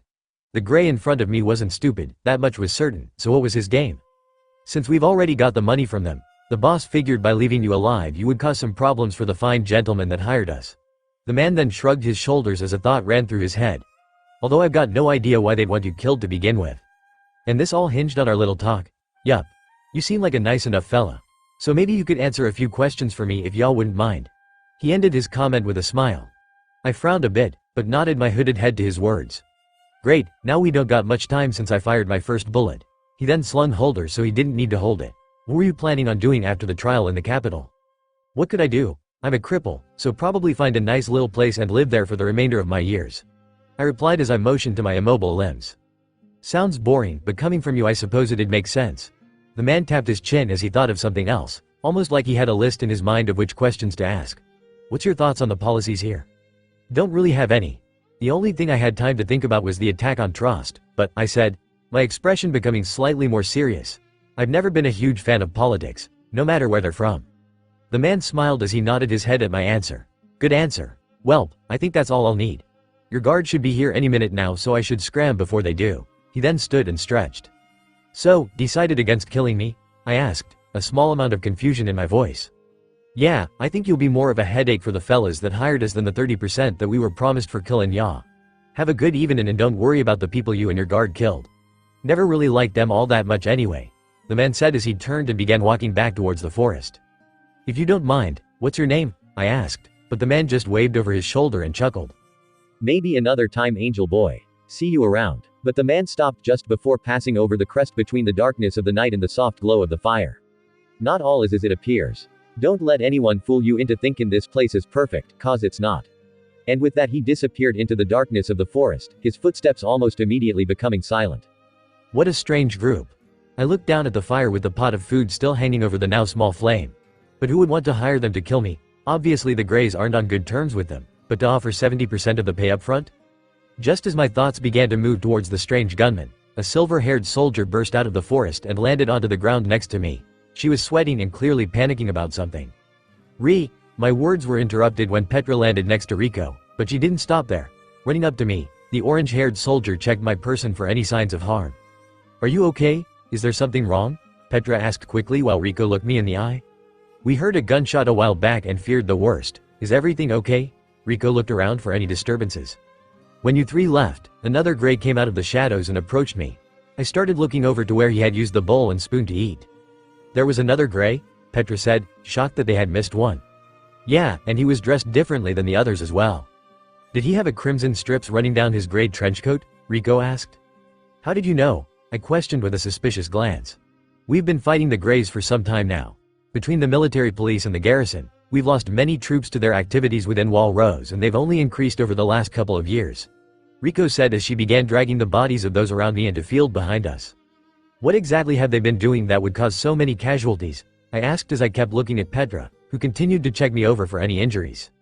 They're one of the only groups that take jobs that would put them into direct conflict with the military. Assassination, abduction, stealing of military hardware, the list goes on, Riko stated.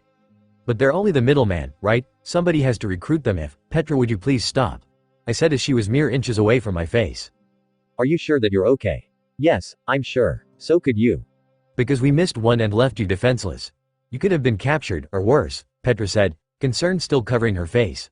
I sighed and smiled softly at Petra's concern. She really did take every mission seriously. Thank you, Petra. You truly are a good person, but I'm okay. He didn't harm me in any way. I said as I placed a hand onto her shoulder. She smiled and nodded her head at my statement, seemingly satisfied with my answer. So then, he didn't harm you at all? What did you two talk about?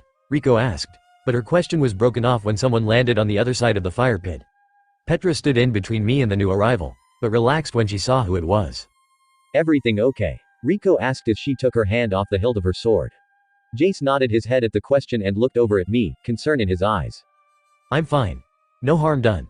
I stated. Good. Let me help you, Jace said as he went to help Riko remove the bodies from the clearing. Was the other grade troublesome? Kind of, but we took care of it. From the sounds of it, one of the higher-ranked officers managed to slip past though. Riko said, pulling up another body. Jace wasn't shocked to hear this, or at least he didn't show it. Not surprising. Those guys are some of the best in the Greys. Still, Jace bit his lower lip in frustration. We're just lucky that whoever it was changed their mind. Yeah, lucky, Petra replied solemnly before looking over to me. Everything got quiet once again between the four of us. Petra went about rekindling the fire and bring some light back to the campsite while Riko went to check on the pot of food. Jace was setting his own fire to those that had fallen in the battle beforehand. My thoughts continued to spin in my head like an ever-turning wheel. What were these thoughts directed towards? The answer is obvious. This kingdom is not as peaceful as it would seem, as there is a huge split between the nobles, common civilians, and the military. People are scared of the unknown, scared of Eren, of the Titans, and of me. They may praise us for what we helped accomplish back in Trost, but they are terrified of something that may break their quiet balance within the kingdom. Naruto, are you okay? Petra asked, concern written all over her face. I still had my hood covering the upper portion of my face, my eyes lingering on the flames before me. Looking up at Petra, I nodded my head slowly to her question. Yeah, just thinking is all. XXXXX sleep didn't go so well that night. Everyone had their own separate things to think about, which kept us up late into the night. In the morning we quietly ate our breakfast of fruit before heading off onto the road again under the thick blanket of gray clouds. The reason for it being so quiet? Petra was the person who normally started the conversations, but she was abnormally silent. I know why. Everyone here knows why. The orange-haired scout was in deep thought about what she saw last night and refuses to talk until she had set her mind straight. Petra may be nice and polite to me on the outside, but the look of fear could be seen in her eyes. Luckily Riko was a little more talkative than normal, and when the morning began to draw to noon, the two of us were making short conversation. It still baffles me how much you've traveled outside the walls. So you've been to the swamps to the south of Wall Maria? Riko asked. I have. It was a good place to slow the Titans' advance for a short time. I would use places like that to catch up on much needed sleep before leaving, I replied. How much did you see before ending up here? I have a map of the world if you'd like to see it sometime. Why, you do? Like where we are now in comparison to the entire planet? Riko exclaimed. I chuckled softly at Riko's excited behavior. This was one side of her that I thought I'd never see. I do. The world is larger than you think. We're coming up to Walsina now. Prepared to go through customs, Jace said from the front of the wagon. Customs? I asked. In order to get into the capital through one of the 4 gates, set up a series of inspections that you have to go through. They're tiresome, but required without the appropriate signatures, Riko explained. And I assume you have these papers? Well, I personally don't, but a certain someone I know that's part of the honor guard certainly should have them, Riko said as she glanced over at Jace's back. He nodded his head in recognition, and held up a small booklet that, at the very least, looked official. Great, then this shouldn't take any time at all. Halt. What business do you have within the confines of Walsina? A man said, making our wagon grind to a halt. I couldn't see the man that was outside, but clearly he was speaking from a seat of authority.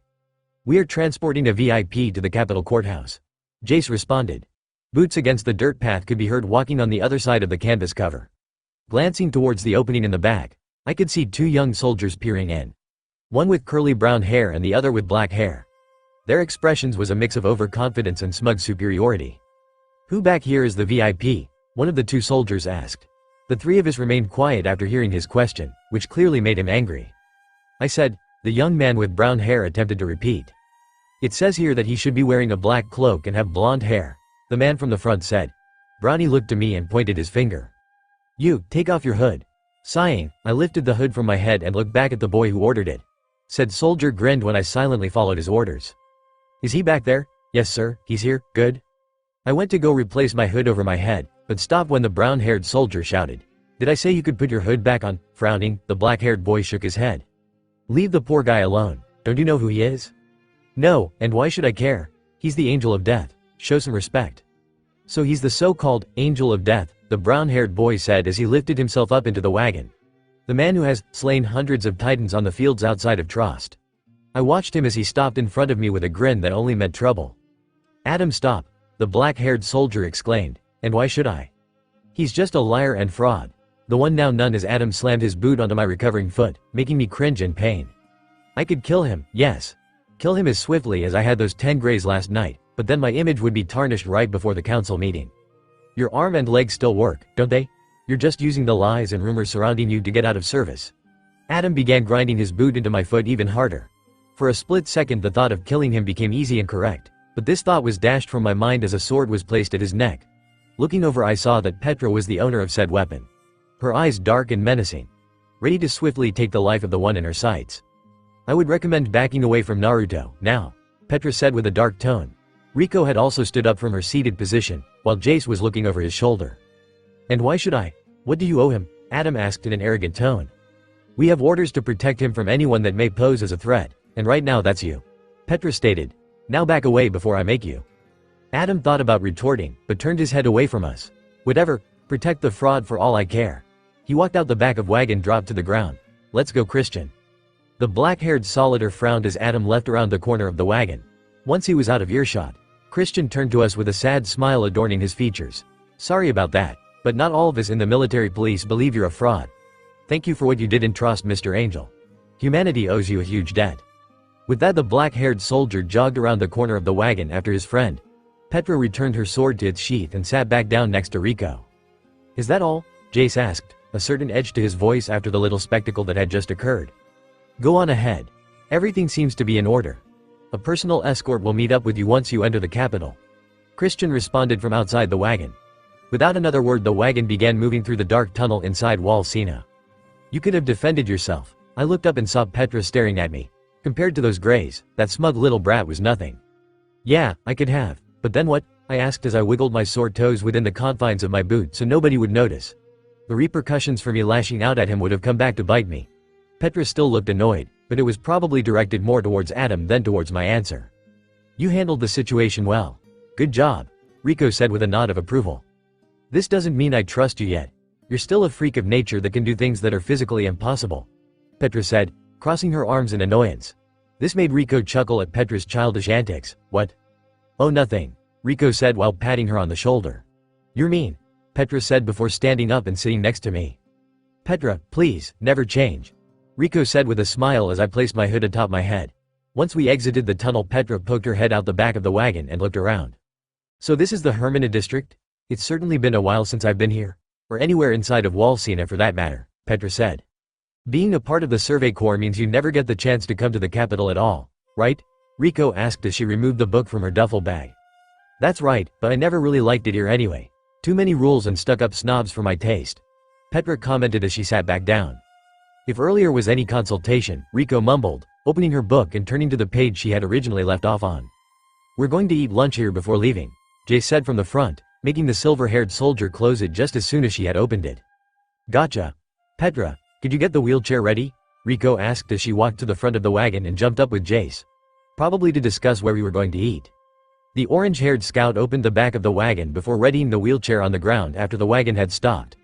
I only stared at my wrapped and immobile arm sitting in its sling in annoyance.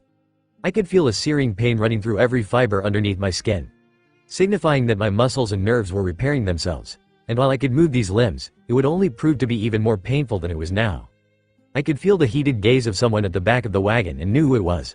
Glancing over, Petra was frowning as she looked at me, a look of pity covering her features. We found a place. Let's get you up and moving, Riko said as she walked into the back of the wagon. Petra climbed into the wagon and with their support, placed me into the wheelchair.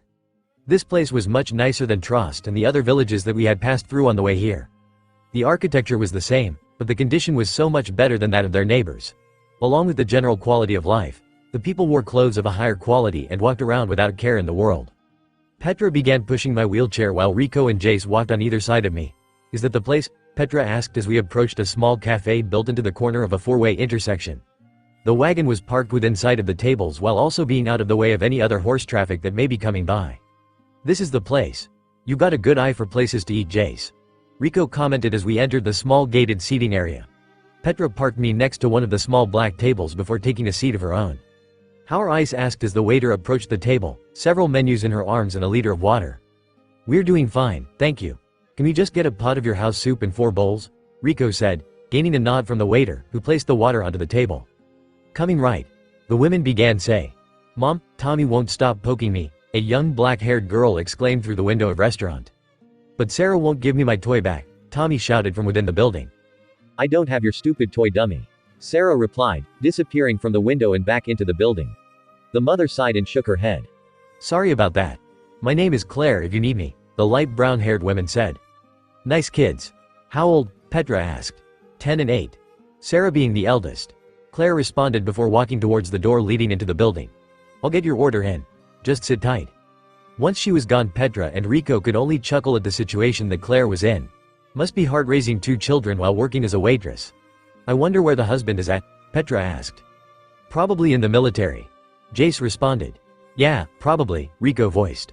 I looked at my empty cup and Jace quickly picked up on my silent message. He poured me a glass of water and then poured the others theirs as well. "Thank you," I quietly said, taking a sip of the cold liquid. Once done, I looked at the others sitting at the table. "Tell me, how renowned are the Greys?" "They aren't very well known amongst anybody besides the military and upper portion of society. This being the nobility and wealthy businessmen," Rico explained. "If you were to ask an average citizen, or even a soldier not attached to a special operations unit, then they would have no clue who you were talking about. The Greys don't tend to brag about their exploits against the nobles and the military," Jace commented. "Which makes them different from any other mercenary group out there. They keep to themselves unless a contract directly puts them into conflict with us, or another noble family.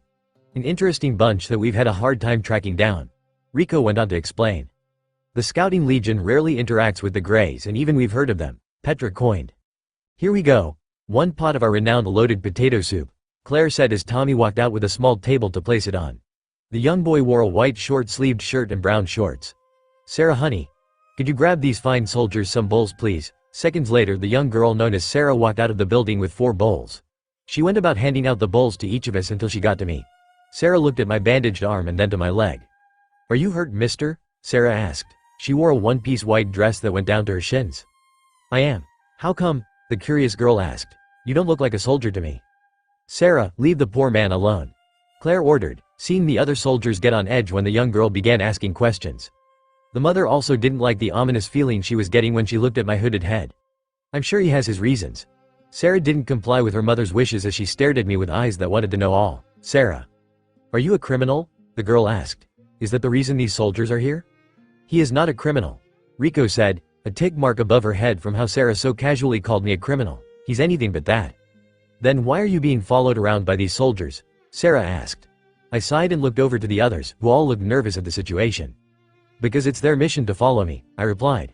"What's the mission?" she pushed, but I softly smiled at the question. Lifting my free hand I moved said towards the girl's head. "What are you?" The mother went to shout, but stopped when I simply poked the young child's forehead with my middle and index fingers. I don't know what pulled me to do this. I just felt like I should. Like it was the appropriate response to the innocent question at hand. "What was that for?" Sarah asked. Letting a small smile play upon my lips, I grabbed the bowl in her hand and placed it onto the table. "Because I'm not allowed to tell you. It's a secret," I replied, making the girl puff out her cheeks in annoyance. "Fine, be that way," Sarah said before walking back into the house, followed by the boy. "Sorry about that, but my daughter has an endless curiosity about things that doesn't concern her," the mother said. "And don't let her lose that. Just teach her that sometimes that curiosity can become troublesome," I replied, making the woman nod in appreciation and walk back into the store. "You handled that well," Rico said as she began pouring the soup into everyone's bowls. "At first I thought you were going to shock her," Petra said, taking the full bowl from Rico as she handed it to her. "I was planning to," I responded with a flat expression, making the scout nearly drop her bowl. Shaking my head, Rico laughed at her fellow soldier. "You actually thought he was serious?" Jace asked, taking a bite from his food. "No, well, embarrassed." Petra took a bite of her food as well, kind of. "Just because I can do strange things that can hurt others doesn't make me want to hurt people," I said, eating some of the soup as well. Staring at me for a moment, Her intense gaze was beginning to bother me. What? Oh, it's nothing. Petra replied with a small smile, but her expression had changed. After she had seen my chakra abilities, Petra had become quiet and distant, almost as if she had witnessed a secret that she didn't want to know, but now. I took another bite of my food as I watched Petra and Rico converse with one another. Looks like I put her mind at ease for the moment. The rest of the meal somewhat like this. Rico and Petra talking to one another while Jace and I ate in a comfortable silence. Looking over at my fellow male, my thoughts began to drift to who he was and why he was always so quiet. As I went to ask this question, I stopped myself from doing so. Asking him why he was so quiet would be very annoying and bothersome, and I was the same way. Quiet and distant, I pulled away from general conversation as well, so, who was I to ask Jace such a personal question like that? Here's your change. I hope you come back to see us soon, Claire said as she shook the honor guard's hand. Thank you, but you wouldn't happen to have a restroom? Jace asked. We do. Please follow me, Claire said as she walked towards the door to the restaurant. Oh, I've got to go too, Petra said as she stood. I guess I'll go as well. Are you fine, Naruto? Rico asked. I'm fine. Go on ahead, I replied. If you say so, we'll be back in a hurry, Rico said as she ran in through the door that the other two had just entered. I sighed before looking up into the darkening sky above. A cold drop of rain fell onto my cheek, making me blink at the sudden feeling of brisk water on my face. How annoying, xxxxx. Sarah, could you go grab the pot of soup from the table outside? I think I might have left it when I was grabbing everything, Claire shouted from the kitchen. Okay, Mom, Sarah shouted as she walked to the door, but as she was walking she caught a glimpse of the rain falling through the window. Has to be raining. Grabbing an umbrella from the hanger next to the door, Sarah opened the door only to see the man in the wheelchair staring up into the crying sky above. Sarah stared at the man, as if transfixed on a picture that she desperately wanted to understand and make sense of. His hood had fallen off his head and his blonde hair was matted downwards due to the water. Mister? He didn't respond, or even move, only looking up into the sky as it blanketed him in water. Not knowing what to do, Sarah opened her umbrella and slowly walked over to the table. The pot was still there, but her gaze was still fixated on the man. Are you okay, mister? Sarah was standing one table and simply looking at him with a mixture of awe and pity. Why would those soldiers leave him out in the rain like this? Finally the man looked over to the girl and simply stared at her, making her take a step back. It was like he was staring through her, as if he didn't even register that she was there at all. Blood pooled at my feet as mountains of the dead lay straight all around me. The thick stench of dead bodies and decaying corpses filled my nostrils as a heavy rain mixed with the mud and rivers of crimson blood beneath my feet. Before me stood an endless sea of the enemies that I had so desperately fought against, but the winds of victory did not blow with me this day. I had bought as much time as I possibly could, but only succeeded in stemming the tide for a few short hours. Looking up into the downpour, I smiled sadly as chakra began to form within me. I had one last card to play. One final tactic to hold the monsters that gathered around me at bay. Let's just hope that it won't kill me, mister. Are you okay? I was shaken from my thoughts as a girl looked up at me with tearing eyes. Looking down in shock, Sarah stared at me with concern written all over her face. She almost looked scared at what she had just witnessed. Blinking away the water on my eyelashes, I nodded my head slowly. Why yeah, I'm fine. Sarah stared at me for a while before gripping onto my cloak even tighter. It was now that I realized that an umbrella lay on the ground off to the side. Are you sure? Sarah asked, concern still laced in her voice. It took me a second to respond, but I finally nodded my head. Her clothes were soaked and if she stayed out here any longer then she could catch a cold. Why are you out here? I asked. You look just like Dad when he came home, Sarah said, completely ignoring my question entirely. I only looked down at the girl with a sad frown adorning my lips. Whenever I talked to him he would always look back at me with those eyes. Tears began to mix in with the water on her face as she lowered her head. His hugs, his smiles, everything became so cold. Sarah finally looked up at me with red puffed eyes. And when you looked at me the way you did, what happened to you that made you like that? Her voice was becoming more serious and desperate as she spoke. What could have happened that made you so broken? My eyes widened in surprise. Broken, please Naruto, please don't become like him. No matter the hardships you'll face, the challenges you have to overcome, or the pain you endure, don't let it break you. No matter what, the life in her eyes began to slowly dwindle away. I love you, Naruto Uzumaki. Sarah, that's enough. Standing behind her was Claire, on the verge of tears. Please leave the poor man alone. No, he's just like Dad was. I want to know, Sarah began to shout. Sarah. The young girl quickly shut her mouth at the sudden outburst. Looking up at her mother, Sarah saw that her mother's hair had covered her eyes from view. Every now and again the older woman's body would tremble. Go inside, now. Sarah stood her ground for a moment until finally complying with her mother's orders. Once inside, I could only look to the ground in the same fashion as Claire. We stayed like this for a little while, content with letting the rain fall on us. My husband was one of the happiest men in the world when we married 10 years ago. We opened this restaurant and I gave birth to 2 beautiful children. Our lives couldn't have been any better. Claire began to tremble a little more as the words left her mouth. But when Wall Maria was breached, our lives drastically changed. Claire's hands balled up into fists as she remembered the day that it happened. The royal government sent out a mandatory conscription that forced any and all able-bodied men and women to participate in the military unless they were given a special reason otherwise. When the recruiters came to our doorstep, they gave us a choice: either my husband or myself goes. Being the nice person that he was, my husband quickly accepted the position and found himself joining the Survey Corps. Looking up into the sky, the memories of that fateful day came to the forefront of her thoughts. For years he served in the military. We would send letters back and forth to one another. He would ask about the kids, the business, everything that you'd expect from a man in the military, but when I asked about his work he would completely avoid the question. Then, 3 months ago, we received news that my husband had lost an arm in one of the various expeditions outside of the walls. I was sad when the news came of his missing arm, but relieved that he was finally coming home and was alive. It had been so long since the kids and I saw him, but when he returned, she looked to me and flinched as Claire remembered what her daughter had said: he was different. By different, you mean, he was a lot like you. Quiet, distant, and cold. He would always have this faraway look in eyes. Even though he would smile and give us reassurance that he was okay, I could tell that it was all a front. A ploy to shield us from the pain he was truly enduring. What happened to your husband? He committed suicide about 2 weeks ago. I'm sorry, it's fine. She breathed in heavily, trying to push back the emotions that she held so tightly within. I'm just worried for the kids is all. Sarah was the one that found him and she's been trying to figure out why he would do such a thing, and in a way, I guess I am too. A broken soul is not so easy to understand, no matter how close you are to them. I responded, looking up to see Jace leaning against the door. Nodding my head, the soldier took my silent confirmation and walked over. I hope one day you find the answers to your question. She squeezed her hands into a ball once more as Jace began to push me away. Can you promise me one thing? Claire asked, making Jace stop. Don't give up on life, no matter how bleak it gets. Lowering my head, Jace frowned before continuing to push me along. I'm alive for a reason, but not because I want to be. It's because I'm meant to be. XXXXX, man, it's so dreary out today, Petra said as she looked out the back of the wagon. Sorry for leaving you in the rain like that, Naruto. I had no idea it was going to pour down like this. He's already said it was fine, Petra.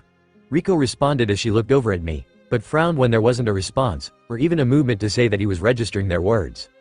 But I feel really bad, Petra said. Leave him be, Jace said from the front of the wagon. He was currently wearing a poncho to help deflect the rain from his body. The 2 females looked at one another in surprise. Jace rarely spoke when it came to the random bickering between the 3 of us, so to speak now meant that something was going on.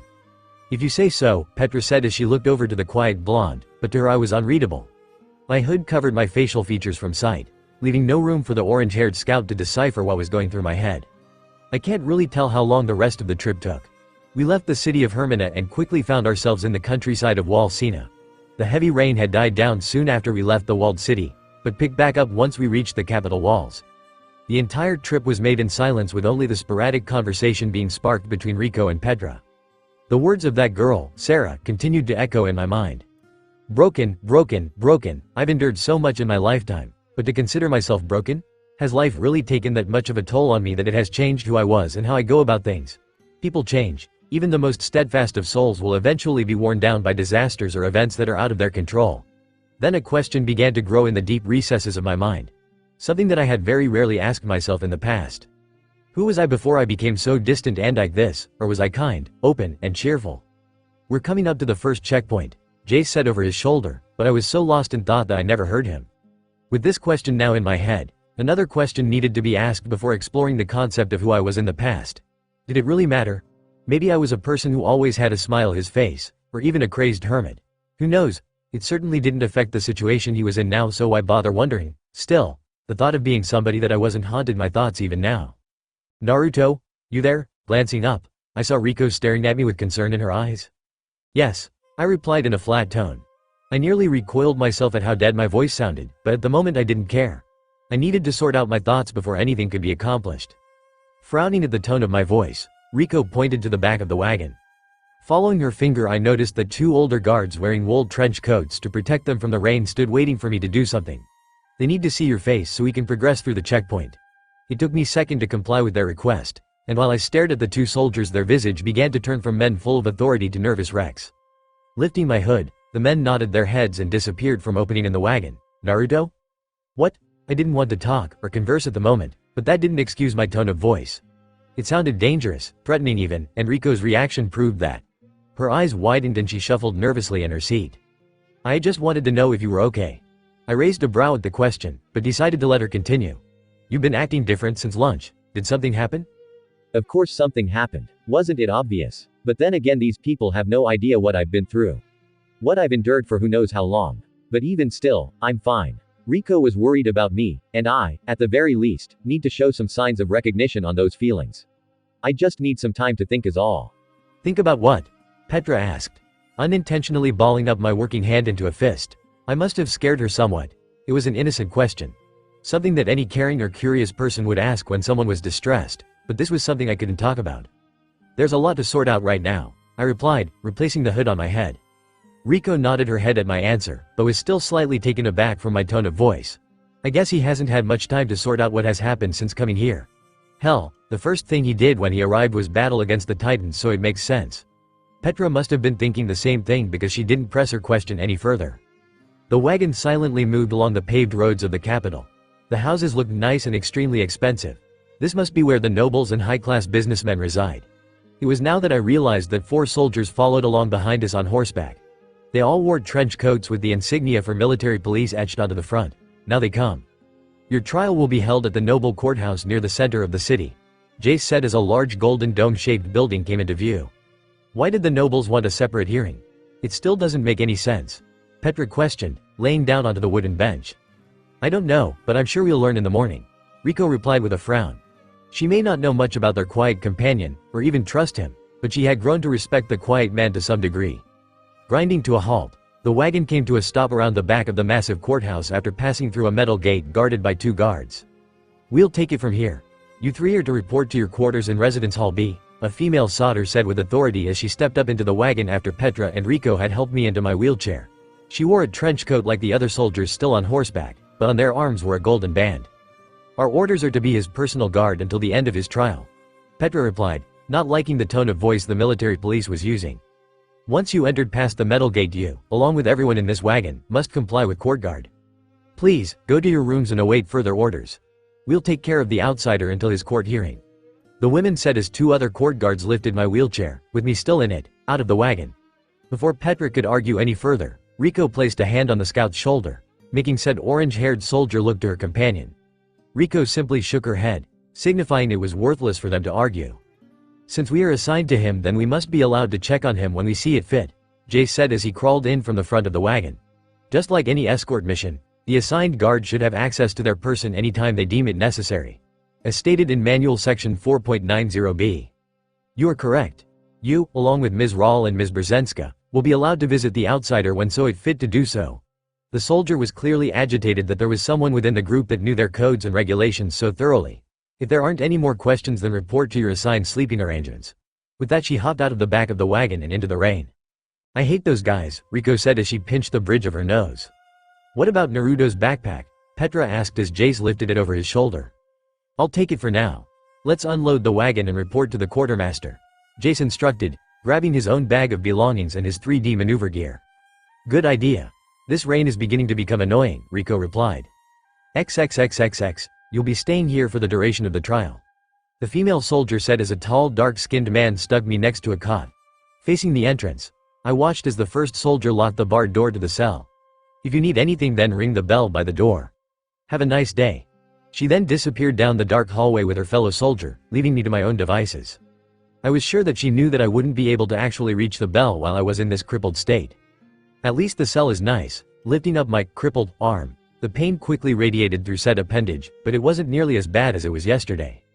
The fact that I could feel pain at all was a good sign, but the pain felt like millions of tiny needles pushing themselves into every muscle in my arm. Not unbearable at all. In fact, I had full range of motion with my arm and leg, but keeping my crippled visage intact was key to the trial. At least, I felt it was. I wouldn't actually know if this was a good idea until the day of. Rolling over to the bed, I lifted myself onto the cushion and laid my head against the soft pillow. The MP certainly doesn't skip on comfort, that's for sure. Bored, I closed my eyes and decided to talk to the only being that was available. XXXXX, you lied. I sighed as I sat against one of the pillars. The tiny fox known as Kurama stared at me with such intensity that it nearly made me flinch. You said that you would come back when everything was settled outside. I'm sorry, but there's a lot going on right now. I replied. The problems are still pulling me away from visiting you. Kurama paced around me, staring at me with those orange eyes as if he was analyzing my every move. Finally stopping in front of me, he smiled brightly and jumped into my lap. That's okay, as long as you do the thing. I chuckled at his words before scratching behind his head. Ah, that feels so good. Smiling, I continued to scratch his head in silence.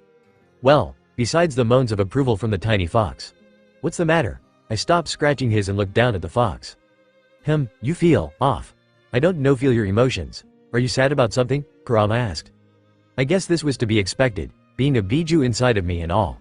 I've just got a lot on my mind, don't worry about it. But I'm worrying about it, the small kitsune said as he jumped from my lap into the marble in front of me. You're hurting and I can clearly feel it. What happened? Did someone hurt you outside? Kurama, please. Nobody hurt me. I replied. Then what happened that would make you so sad? Kurama asked. I wish I knew how to answer his question myself. That flashback, why is it still haunting me? I thought, flinching at what had occurred. Naruto. I looked down and saw a concerned fox staring back.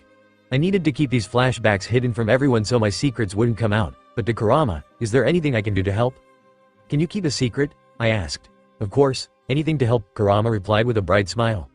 There are times when I have these. I guess flashbacks are the best way to describe them, I said. Flashbacks? You make it seem like you're very old, Kurama responded with a laugh, but quickly became quiet when he saw no response. How old are you?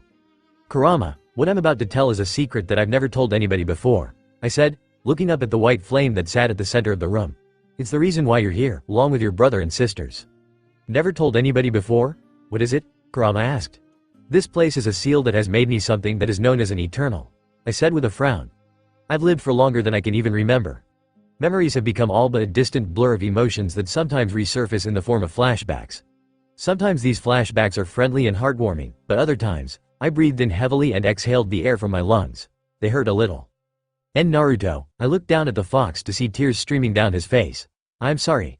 I had no idea, but at least I'm here now. I can help you whenever you need it. He stepped into my lap and pressed the side of his head against my chest in the hopes of comforting me. I smiled sadly as I wrapped my arms around the kitsune. It wasn't much, but it was enough. XXXXX, outsider. We're here to escort you to your court hearing. Are you ready? A court guard captain said as he, along with two other broad-chested court guards, entered my cell.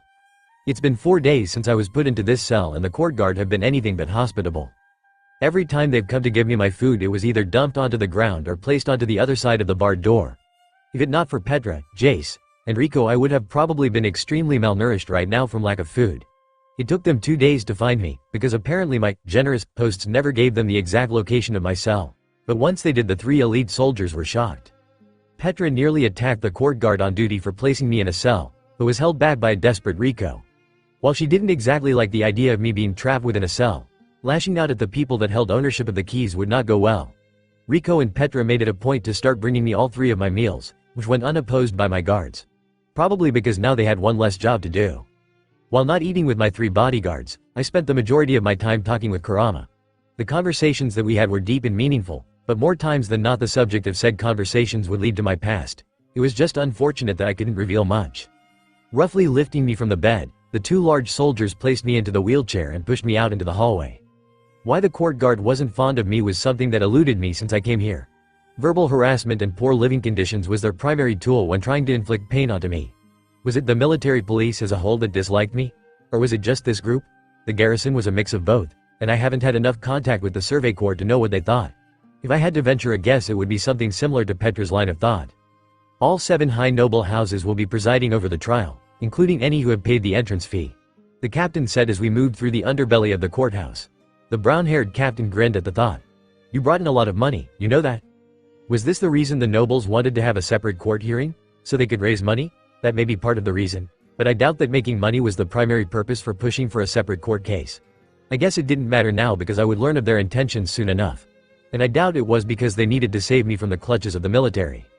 Finally stopping in front of a tall, but slender, set of gold and onyx black doors, the 2 large soldiers pushed them open to reveal one of the largest courtrooms that I've ever seen. It reminded me of an opera house except with 3 separate sets of bleachers above the main floor. And what surprised me the most was that there wasn't a seat that wasn't filled. Hundreds had come out to see the spectacle that was the Angel of Death. Jace had warned me that this trial was on everyone's lips and that there had even been a few deaths when fights broke out over who owned a ticket for this historical event.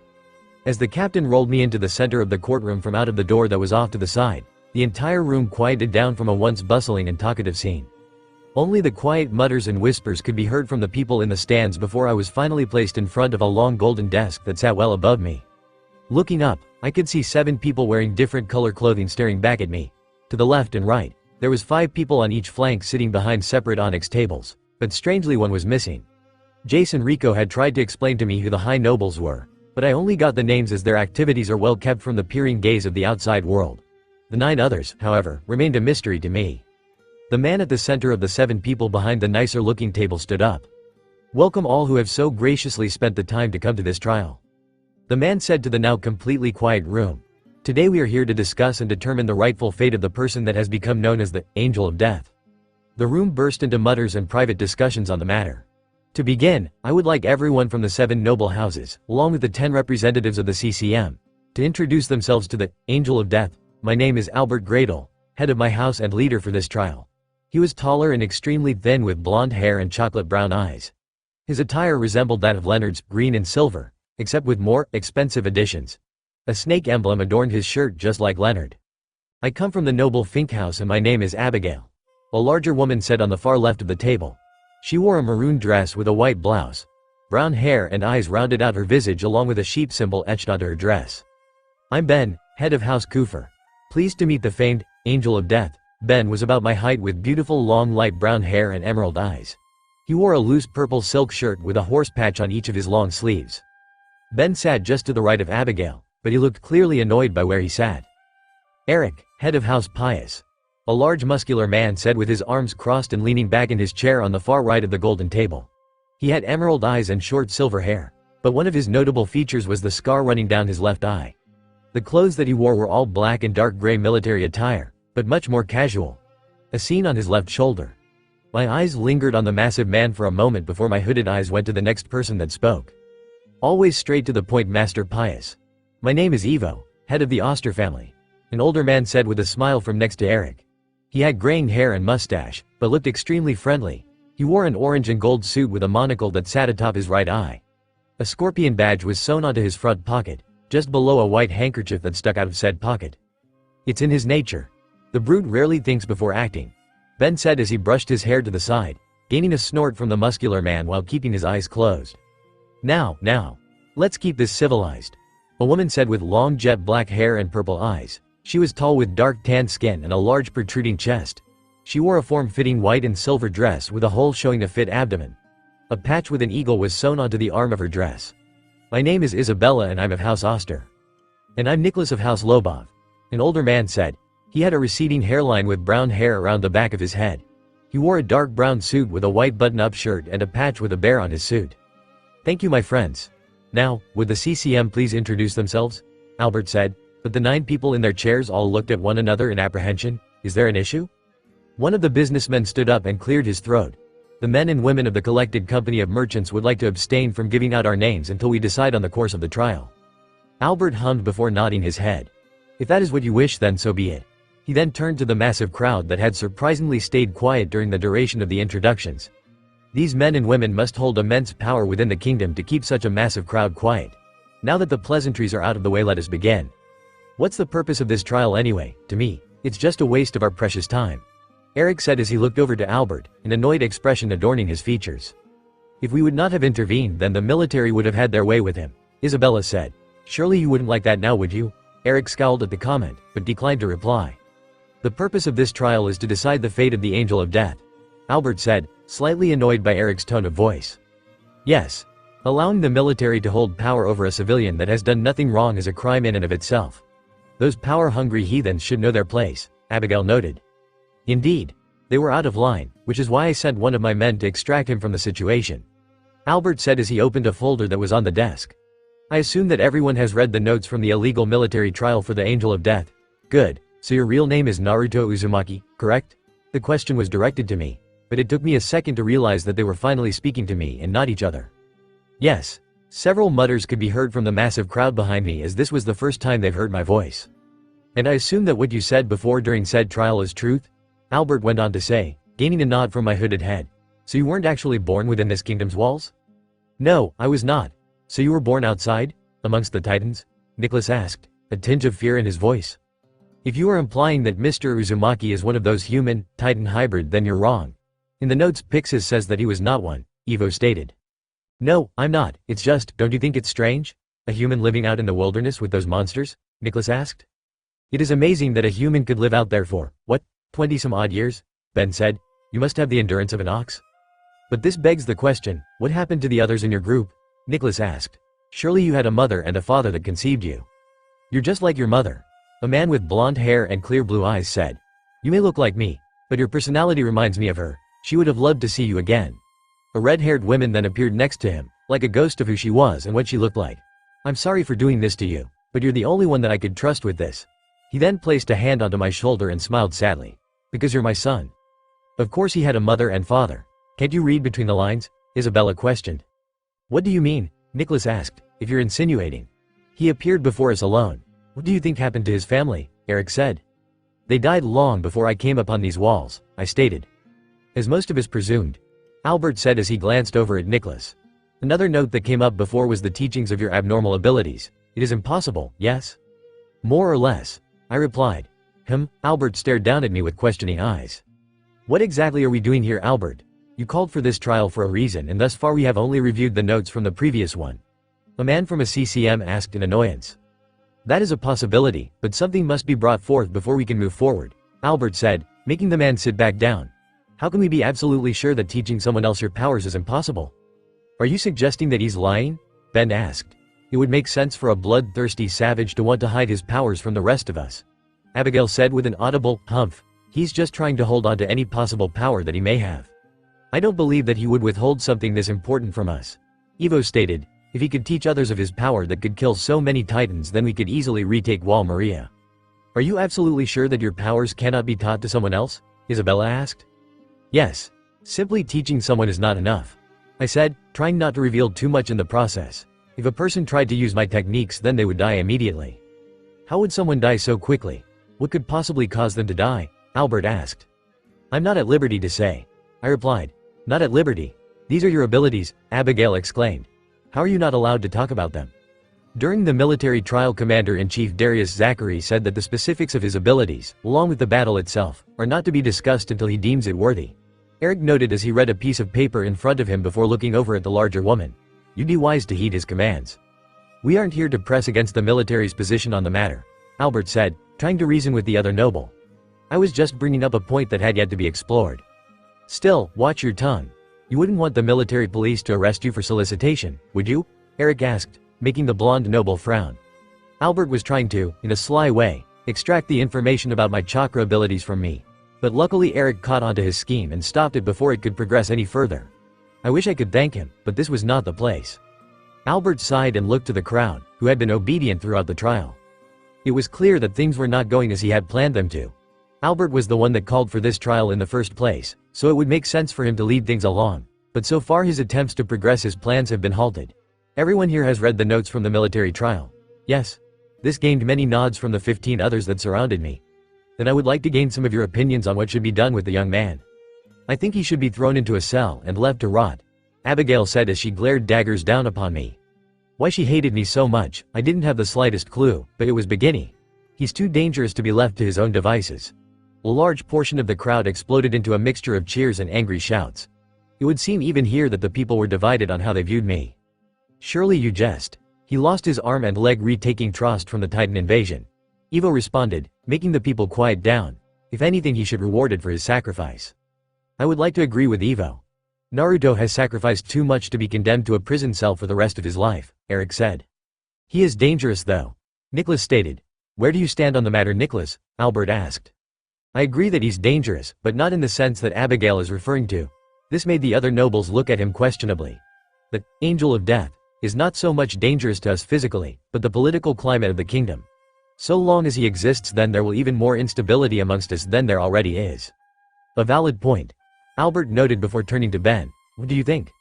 While I admire his endurance and integrity, to be perfectly honest, I don't very much care what is done about him. Putting him chains or setting him free, both options don't concern me, the young man said with a shrug.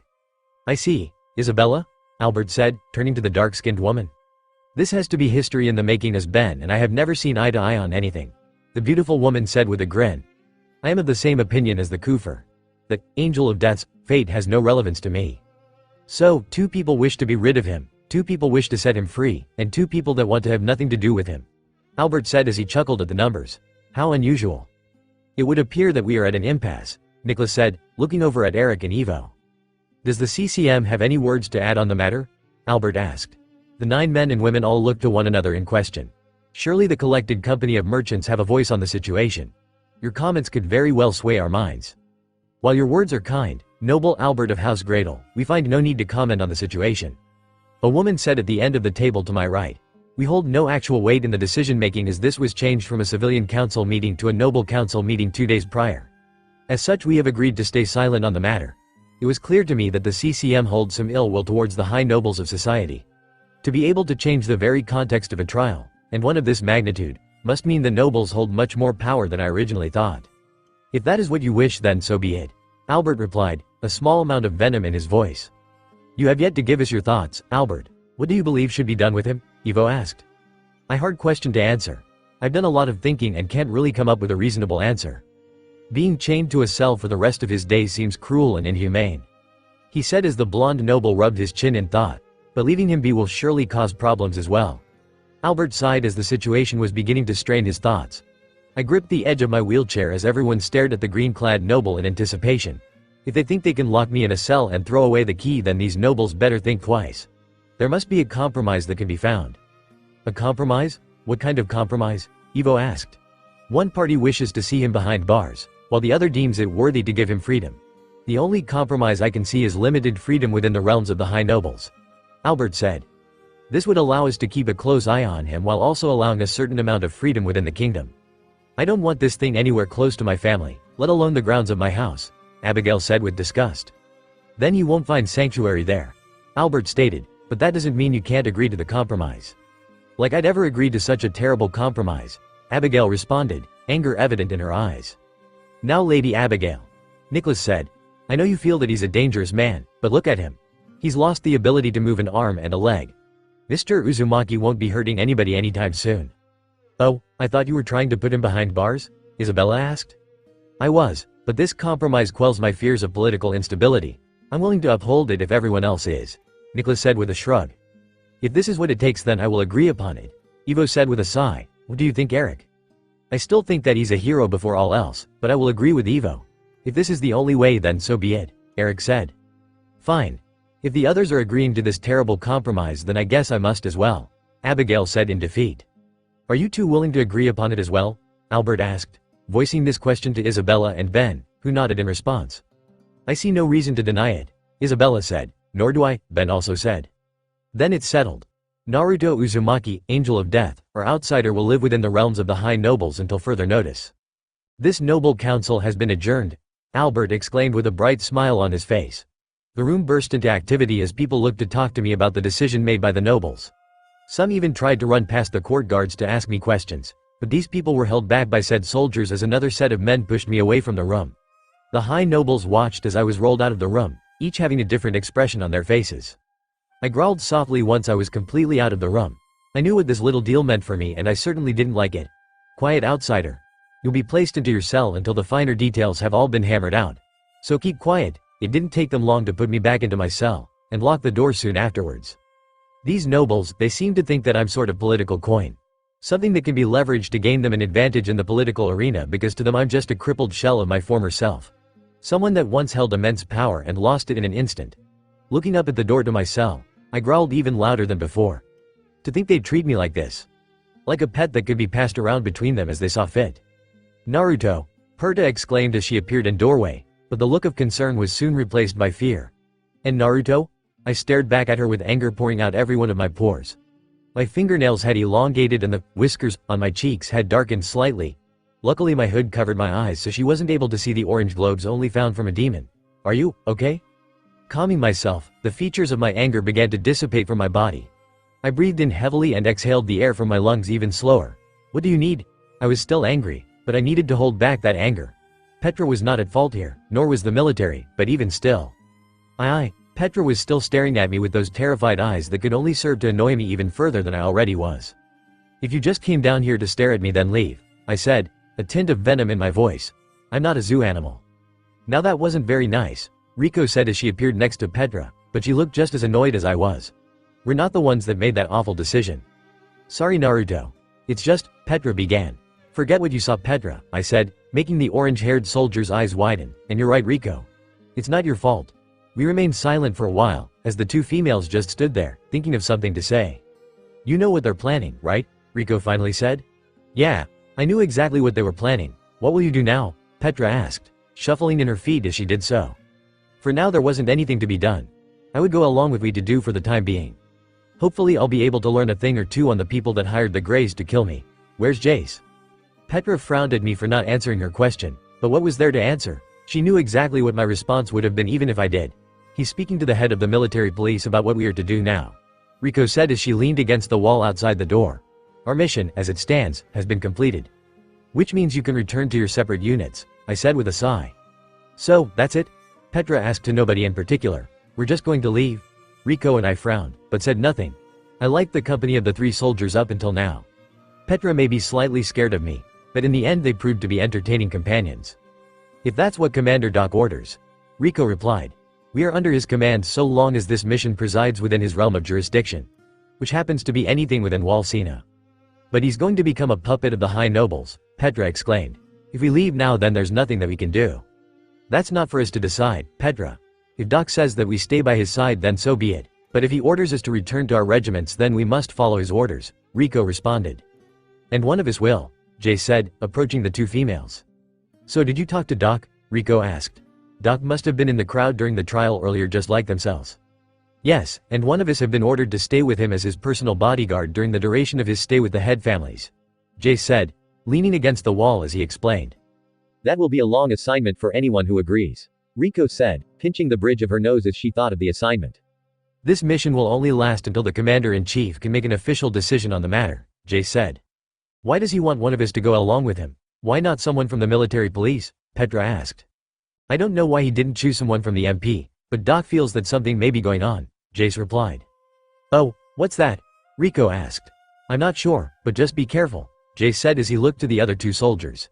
As for the person that's going to be going with Naruto. I vote for Petra, Riko said, gaining a look of astonishment from the orange-haired girl. What? Petra exclaimed. Think about it Petra.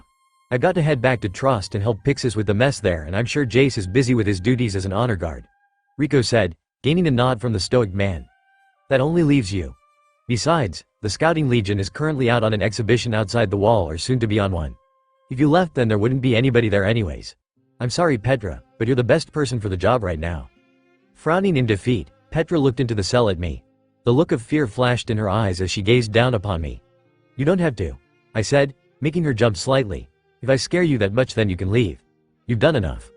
Huh? Oh, Petra said, stumbling on her words as she thought of what to say. She doesn't really have a choice, Riko said.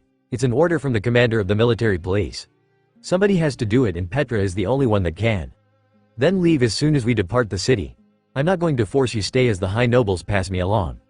I said as I lifted my hood from my head, showing her my blue eyes. Go home, or return to wherever the Scouting Legion will come back to. I don't really care because if what I am truly frightens you then you won't be of any use if you stayed. I was not in the mood to soften the way I spoke, or try and hide the fact that I was annoyed at what she thought of me. I had thought that maybe her fears had been dealt with, but it would appear that it still hangs onto her like an anchor to a ship. Jace and Riko remained silent as they looked over to Petra with anticipation. Petra's eyes were hidden by her orange hair, but it was clear to everyone that she was fighting with something inside her own mind. Petra, Riko began, but she then clenched her hands into fists and slammed them into the barred door. I tilted my head slightly at the act, but kept my stoic expression intact. You think that I'm a coward, don't you? Petra asked in a hushed tone. That I'd fear something as inhuman as you. Her body began to tremble as she processed what to say next. At first I didn't believe the rumors of what you could do, but after that night in the forest, after I saw what you were truly capable of, I began to wonder if you were human at all. Riko looked away as the words left Petra's mouth, meaning that she had thought the same thing as Petra did at one point. But then I watched the way you treated that little girl at the restaurant and I thought that maybe you were just like us, a human that happened to have abnormal abilities. She then looked up at me with determined eyes that reflected both fear and endurance. I don't know what I saw earlier before the others arrived, but I won't let that deter me from my mission. I've been ordered to defend you until Commander Doc sees it fit to return me to the Scouting Legion, and I'll do just that. I stared back at her, searching for any signs of deception within her eyes, but only found myself sighing. Petra was serious, and I doubt there was any way for me to talk her out of it. Are you sure? You still fear me, do you not? Of course I do, but who wouldn't have witnessing what we saw? Petra said, regaining some of her light-hearted personality. Just please don't turn out to be a demon or something. I don't think my heart can take it at this point. Chuckling, I shook my head at her wayward thoughts. Then so be it. Looks like we're going to be stuck with one another for a while longer. Looks like it. Petra replied with a smile. XXXXX. Your first host will be House Gradle. A court guard said as Petra rolled me out to the loading area behind the courthouse, my gray backpack sitting on my lap. Albert will be here shortly to escort you to their estate. After he was finished reading the message, the man walked back into the massive building through a metal door. Hopefully they don't forget about us, Petra said as she balanced her 3D maneuver gear and her own pack on her back. Looking up into the clear blue sky, I could only agree silently with the scout, but I knew otherwise. A few minutes later we heard the distinct sound of horse hooves against a paved street. Ah, Master Uzumaki, we meet again. Leonard? I replied as a horse-drawn caravan pulled into the loading area. There was 3 carts in total, with the one in the center being enclosed and much more fancy. The other 2 reminded me of the wagon we used to get here in the first place, but the tarp that covered up the top was dark green. Once the wagon stopped, 12 men wearing dark green uniforms jumped out of the first and third wagons in a defensive formation around the middle carriage. As they did this, the driver of said carriage jumped down to the ground and walked to me. A pleasure to see you again, Leonard said as he extended his hand to me. I accepted it and shook it firmly. His eyes turned to Petra and a look of confusion passed over him. And who might this be? My name is Petra Rawl of the Scouting Legion. Petra replied with a salute, but this only made him frown. And why might a soldier from the Scouting Legion be here? Leonard asked, suspicious of why Petra was with me. They are my orders, Mr. Leonard. Petra replied with an official tone to her voice. Leonard was about to reply when the door to the carriage opened up, revealing the man that had composed of the compromise. Please stop harassing the poor girl, Leonard. Commander Doc has commanded one of the original guards to become his personal escort for a time, Albert said as he poked his head out of the door. Naruto, if you would please. Petra RDS the carriage when one of the soldiers pointed his sword at Petra. Sorry, but you must ride in one of the other wagons. Leonard will take things from here. As the blonde moved to replace Petra, I raised my hand and stopped him going any further. Petra will ride with me in the carriage. She's my bodyguard and she will stay by my side. I'm sorry Master Uzumaki, but the head has decreed that no soldier shall step foot inside his carriage, Leonard said, giving me an ugly look. Then I will ride in the wagon with her, I replied, before looking up at the blonde servant. I don't like repeating myself, but Petra is my bodyguard and she will only leave my side when I deem it necessary. Do you understand? Surely you, Leonard went to say. Leonard, Albert said, quieting his servant. This issue is nothing to get upset about. Please, if you'd like to join us Miss Rawl, then I'd be happy to acquaint you. Thank you. Petra replied with a nod. After helping me into the carriage, she placed her combat equipment into the trunk of the carriage and climbed in next to me. Outside I could see the Gradle soldiers disappear back into their respective wagons through window that was etched into the side of the carriage. Inside said carriage, everything was a mixture of greens and golds with very comfortable seats. After we were all situated, Petra lightly bumped me with her elbow, making me glance over at her from the veil of my hood. She smiled when I did and mouthed a, "Thank you." I could only return her smile and nod to the orange-haired soldier. Are we all comfortable? Albert asked, gaining nods from us. Good, Leonard if you would please. As the words left his mouth the carriage began moving out of the loading area of the courthouse and onto the streets of the capital. So, I suppose the liberty has fallen onto me to explain the specifics of the compromise. Would you like to hear it? I would. I replied. Fantastic. To begin, your stay with each separate family will last for a minimum of 3 months. Albert said as he pulled out a packet of paper and placed a pair of wire glasses onto the bridge of his nose. House Fink wishes to remove themselves from the ballet, so you won't have to visit with them in the near future.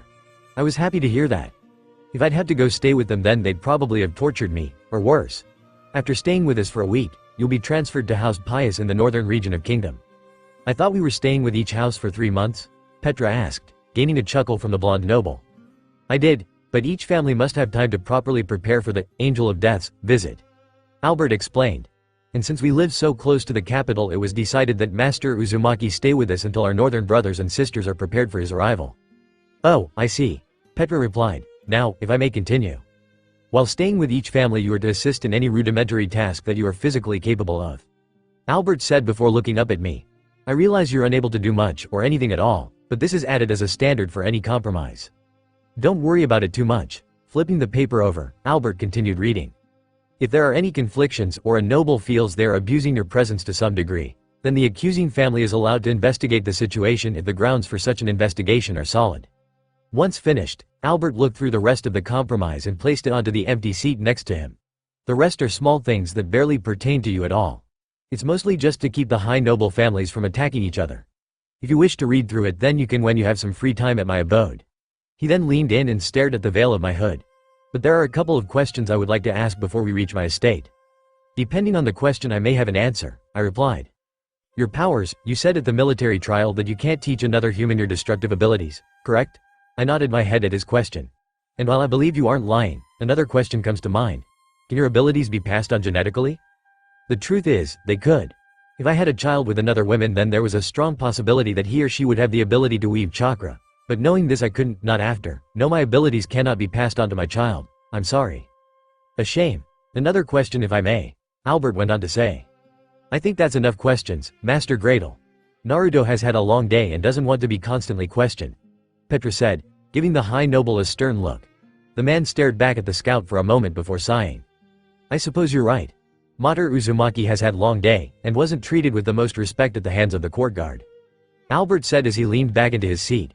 "The trip to my estate is only an hour, possibly two depending on the weather and traffic leaving the capital. If there are any questions regarding the compromise or my family, feel free to ask, but for now get some rest. I'm sure my family will all be excited to finally meet the Angel of Death." I'm glad that they're at least excited. A hand was placed onto my shoulder, making me look over to see a grinning Petra. I returned her gesture with a grin of my own. At the very least, I'm not alone in this. But for now, I can only hope that my stay with the high nobles of this kingdom is not as bad as I'm making it out to be in my mind. XXXXX.